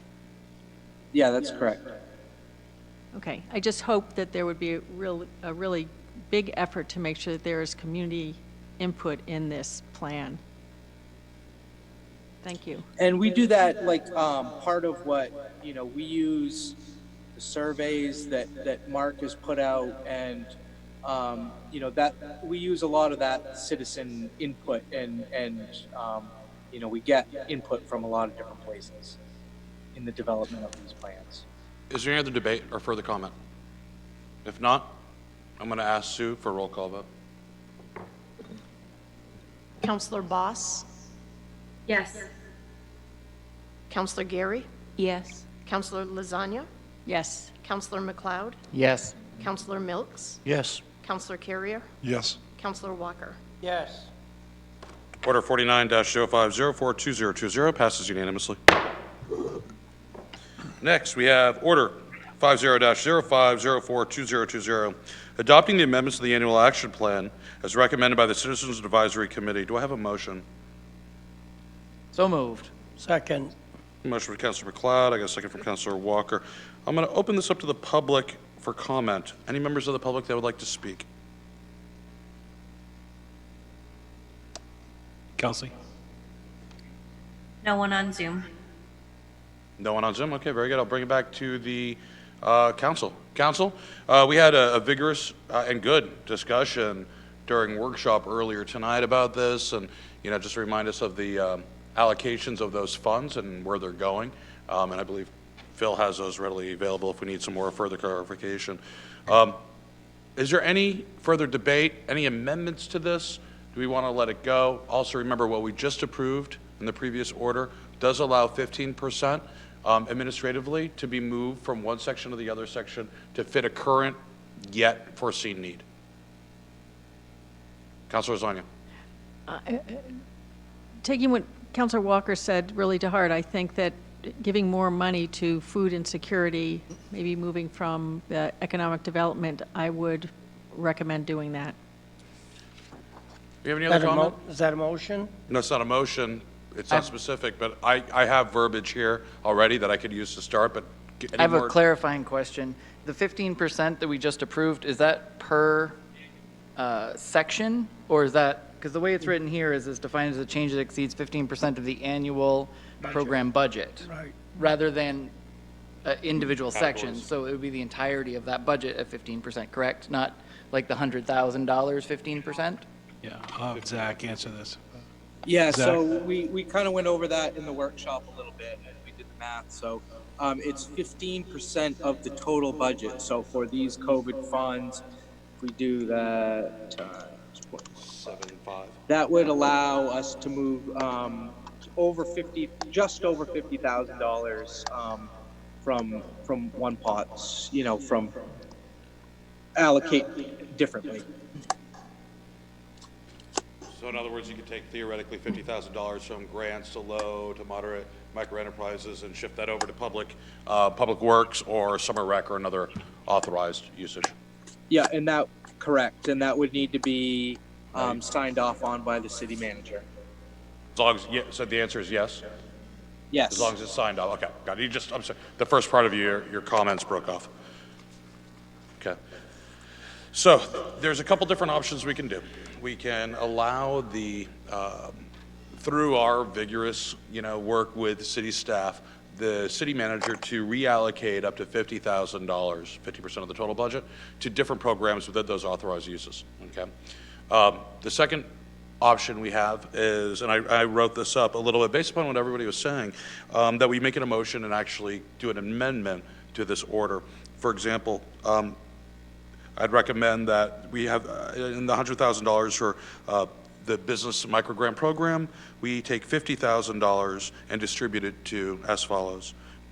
$15,000 for our downtown rehabilitation development, i.e. to support the Goodwill and the community concepts programs, which is part of our strategic plan. $15,000 for food security or insecurity, and then $20,000 for our recreation program, specifically for summer camp, whether that's an expansion of facilities, which might need to happen, or enhanced scholarships or a combination of the two. Again, further clarifying some of that money, but still allowing the flexibility for the monies to be moved around. I like proper guidance up front because I believe as a board of directors, we should give some parameters, albeit some fuzzy line parameters, out to staff so they can start executing the breadth of which they can, i.e. in the microenterprise grant. Or we do not make a motion like this and we just let the city manager make allocations as they see fit based upon what happens over the next couple weeks. If we do make a motion to amend, the clock resets for another 5-day public comment. Thoughts? Councilor Zanya? I would hope that we could give city staff time to look at the additional allocation and come back with recommendations. Is there any comments or debates? If anybody wants to make a motion to amend, make the motion. If not, we have what we have. And it can be adjusted later. Okay. Very good. Yes. Just for sake of discussion, I think 20,000 for rec scholarships is a little low. I'd like to see at least 25 or 30. At this point, if you want to make a recommendation or make a motion to amend, make a motion to amend, and then we can have debate upon that motion to amend the order that's in front of us. I just don't want, where people need this money now, I'm afraid of the 5 days because if it has to come back to us for more action, that's going to add even more time to it. Okay. Councilor McLeod. So as long as we're under the $50,000 threshold for this money, the city manager is able to allocate and reallocate that. So if we were to take an amendment to increase the rec program, summer camp, which may or may not happen, they would still be reallocating that money eventually either way. So I understand the need to have some guidance, but I think it would be best to leave it to the staff as this is unfolding a few more weeks. And then if they need to make a huge substantive change to some of these areas, then they bring it back to us. And there's your guidance. Okay, so the guidance is clear. Either you give them hard bookends on either side, or you say, listen, keep refining your plan and keep us communicated with. Okay. Okay, is there any debate on this plan? If not, I'm going to ask for a roll call vote. Councilor Boss? Yes. I can't see you. There you are. I don't have any other debate. Very good then. Let's go for a roll call vote, please. Counselor Boss? Yes. Counselor Gary? Yes. Counselor Lasagna? Yes. Counselor McLeod? Yes. Counselor Milks? Yes. Counselor Carrier? Yes. Counselor Walker? Yes. Order passes unanimously, vote of 7-0. You missed me, didn't you? Okay. On to reports. Mayor's report. I've already given it through communications. Order? Yep. We have another order. Couple of other things. Oh, gee, God. I'm so out of practice, I apologize. So, still, that order passes. Let me go back. Next is Order 51-0504-2020, scheduling the school budget validation referendum. Election will be held on July 14th, 2020, to coincide with the state election. Do I have a motion? So So moved. moved. Second. Got a motion, Councilor McLeod, a second from Councilor Walker. Public comment? Yes. Public. Oh, I'm so sorry. Public comment? None being? Nothing on Zoom. No public comment. I'll bring it back to the council. Is there any debate or comment? Councilor Carrier? Then I'll give you. We have to approve this to have the election on the 14th, but is this the last possible time that we can do it? Or do we have a date statutorily that we have to hit, that we approve this by? I mean, do we have so much notice? No. Councilors? No, Did you want- typically we hold the election in June, so it coincides with the state election, so that's why we're Okay. looking to move it. Councilor Zanya? I just asking the city clerk that we have, we can accommodate mail-in ballots, take care of all of that in case that's an issue. We have the capacity. Yes, yes. Thank you. Yep. Any other debate? Comment? None being, I'll ask for a roll call vote. Counselor Boss? Yes. Counselor Gary? Yes. Counselor Lasagna? Yes. Counselor McLeod? Yes. Counselor Milks? Yes. Counselor Carrier? Yes. Counselor Walker? Yes. Order passes, vote 7-0. Okay. Moving along, we have Order 52-0504-2020, approving a second non-binding advisory question to be included on the school budget validation referendum ballot as proposed by the school department. Do I have a motion? So moved. Second. Second. Motion, Councilor Zania, second by Councilor McLeod. Public comment? Kelsey? No public. Okay. Bring this back to the council. I'll ask Councilor Carey, do you have a copy of that language? It's the same one that appeared last budget, I believe. I think it's up there. Where were you? Oh, there we go. I'm sorry. Thank you. Again, this happens pretty much every year. It's just kind of a point of information on whether or not the budget is high, acceptable, or low. Debate? Councilor McLeod? When do the results of that come back to the council so we kind of have a feel of how everything is? I usually post the results the night of the election, and I email them Oh, out to all okay, of even you. for these? Okay, Yes. great, thank you. As far as I know, they've never been talked about in school committee or council post-fact. Yeah. They've been posted, but that's why I'm smiling. It's like, oh, you know, it's great to gather information, but unless you use it. Councilor Zania? That's exactly my question. What happens with this information? How does it inform us moving forward? It happens, why do we do it if we're not going to use the information? I guess it's nice, we do it every year, and for the last 3 years that I've been doing this, I've always asked, what happens to this information? What do we do with it moving forward? My question. I don't think the questions are clear enough anyways. What do they mean when they say too high, acceptable? It's all up to how you think about it when you're answering that. So it's useless to have it on there. Usually if you vote for the budget, you think it's a good budget. If you vote against it, you don't think it is. I have issue with the fact that it's, to me, it sort of it's pitting us against the school board, and I don't like that. The school board and the city are the same institution. We represent the people. It's not us against them. We're providing them with a budget. They have to work within the budget, it's just like any other department. I mean, would we allow Public Works to say, hey, we want to send out a survey and say, do you like the budget that Public Works got this year? It's the budget they got. They have to work within the perimeters. I find this to be divisive.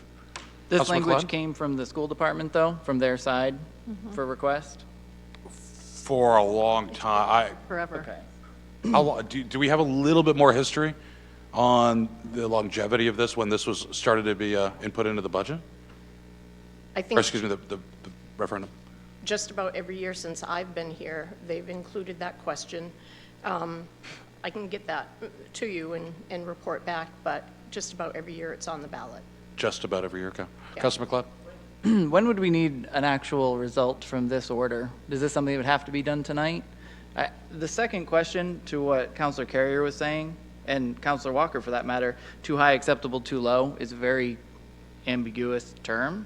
So I personally read it as, would you invest more into our school system?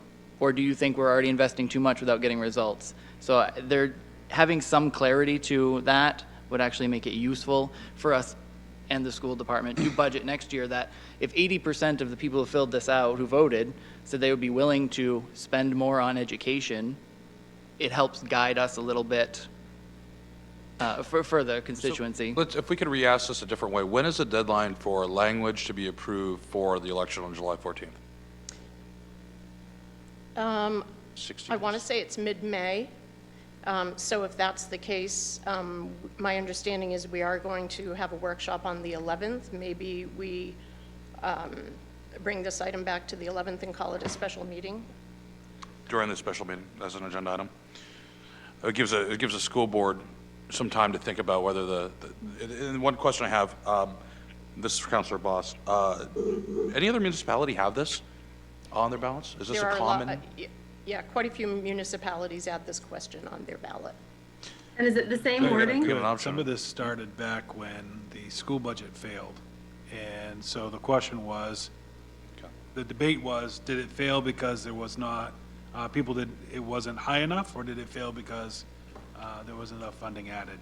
That's when this question became, and I want to say that goes back to 2008 or so, or whenever that first time that it failed. And if you recall, we went back maybe 3 times that year. I remember that year, yeah. To get the vote in. This question was then added, and then it's been consistent. And it was still open-ended though, pretty much even then. People argued about it wasn't asked correctly, it was too short of a. So can we discuss it formally on Monday? Well, I might propose this to the council. Vote it down. If it's something that the school department feels strongly about, okay, through the chair and the administration, we'll submit some alternate language for us to put on the agenda for May 11th. But if we almost force the issue, because they could choose to say, hey, it's not really that important, we're fine, leave it off. Or they could actually submit something with a little bit more clarity. They could probably work with city staff and administration and the clerk in order to find some better fit for language. And submit a plan as to how they're going to use the information that they get. Absolutely. I mean, again, it would seem without a good plan or without a proper use of the information, why muddy up the waters on a ballot with unnecessary language? Right. I mean, if we're going to use that space to get insight, then I think there's probably a lot more other types of questions we could ask as a municipality. So, any other comment? I have a quick question for the city clerk. What's the turnout been for the school elections? Well, if we're holding the school election on its own, it's an extremely low turnout, which is part of the reason why we started holding it at the same time as the state election, so we would have a better turnout. And extremely low, like approximately 600 people would turn out. Which is 600 out of 17,000. Councilor Bossi, do you have another question, or did you get it answered? I do. Yes, thank you. I wanted to make either ask Sue or to make the suggestion to the school committee that we look at other municipalities that are asking a similar question to see how they're wording it, to see if there are other good examples, so that we don't just send the school committee out to come up with something brand new, but let's look at some other examples of and see what's working and what's not. They meet on Wednesday. I believe they meet this Wednesday. Okay, so I'm going to ask, if there's any other debate? I mean, again, I think we have two decisions. Basically turn this into an opt-in for the school department because there is no question, or, we let this go as is. We can't amend it post-fact. So let's ask Sue for a roll call vote. So what are we voting on here? Both of those questions or just the bottom one? No, the school budget validation, that's set in state law. So the one you're voting on is just the non-binding advisory on whether you find the budget too high, acceptable, or too low. Thank you.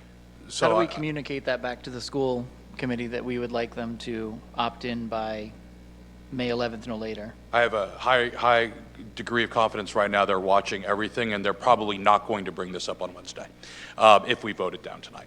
So high degree of confidence, but they have the choice on Wednesday to do so.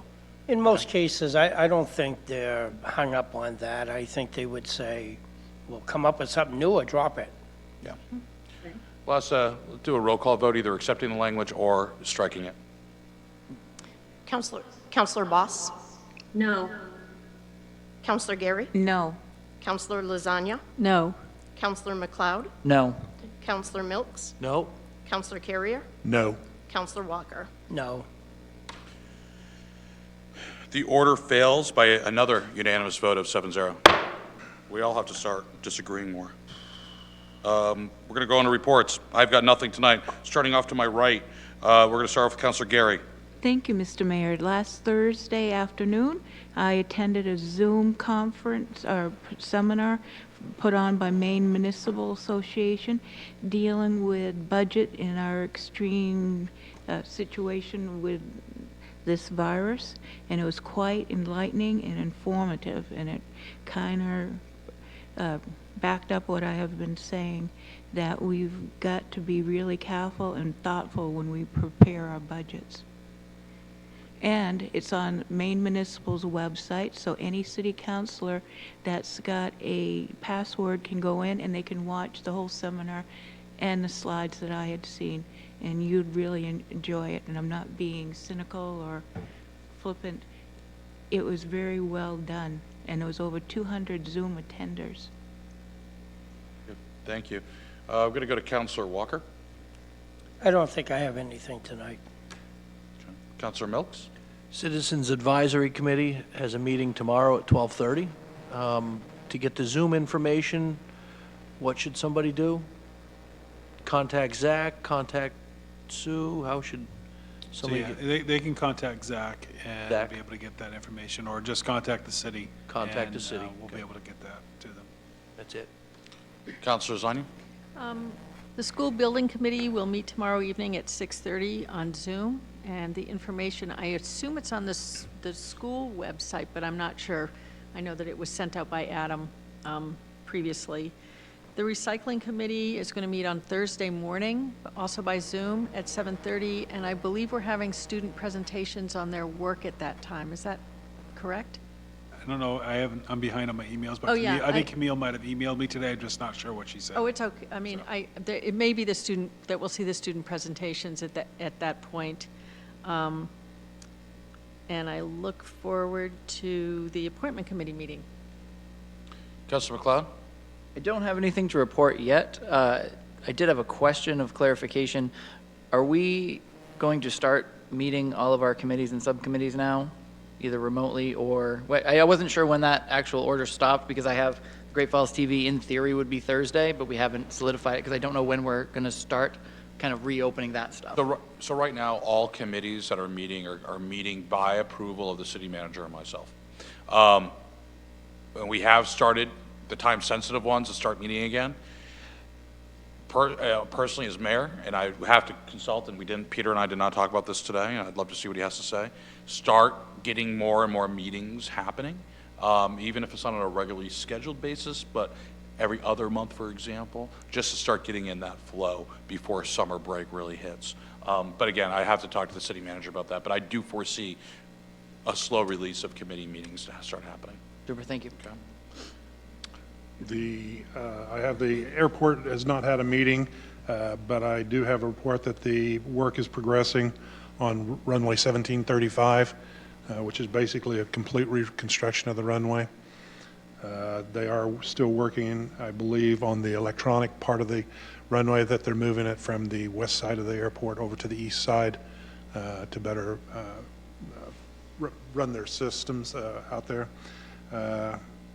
Don't know when the next meeting will be. Next school meeting that we're going to be having is going to be Wednesday night. And the appointments committee is when you guys tell us the appointment committee is going to be. And I think it's going to be probably the week of the 15th.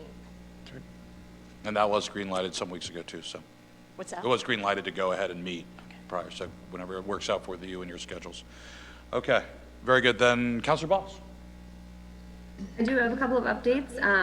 From the library, there's been a voluntary return to work for staff, which is exciting. There is enough space in the building because it is not currently open to the public, that a small number of staff will be able to be working in shifts to ensure their safety. The library is expecting to resume their curbside service on June 1st.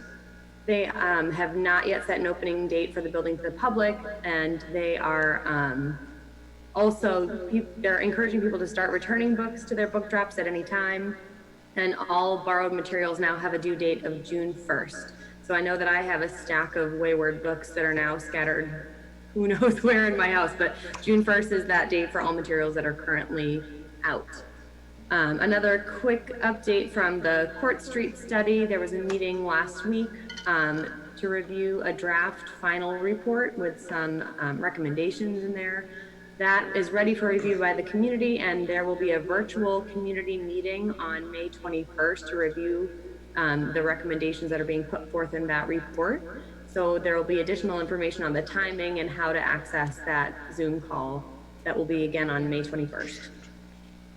Great. Could we make sure we get all that information so we can participate, or at least watch? I'm very curious to see what the final recommendations will be. There's one thing, I apologize, I should have remembered. Report we have, and you will hear more in the next couple weeks regarding the LA Arts Gateway Art Grant that they received several years ago. Some of you might remember I appointed members of the commission, including staff and teachers from Every Little, that have been reviewing. They have a final recommendation on a piece of art that I've seen. They will be presenting this to you. It's going to be up to the city council, per the plan description, to either accept or not accept. Remember, this is grant paid for. It's a state grant, I can't remember the name, but that will all come along with the packet.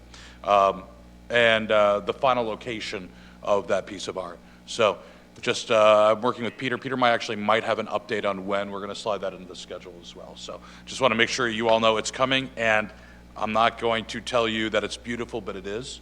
So I'm very excited about it, and art usually doesn't excite me, but this one does. So turn it over to Peter.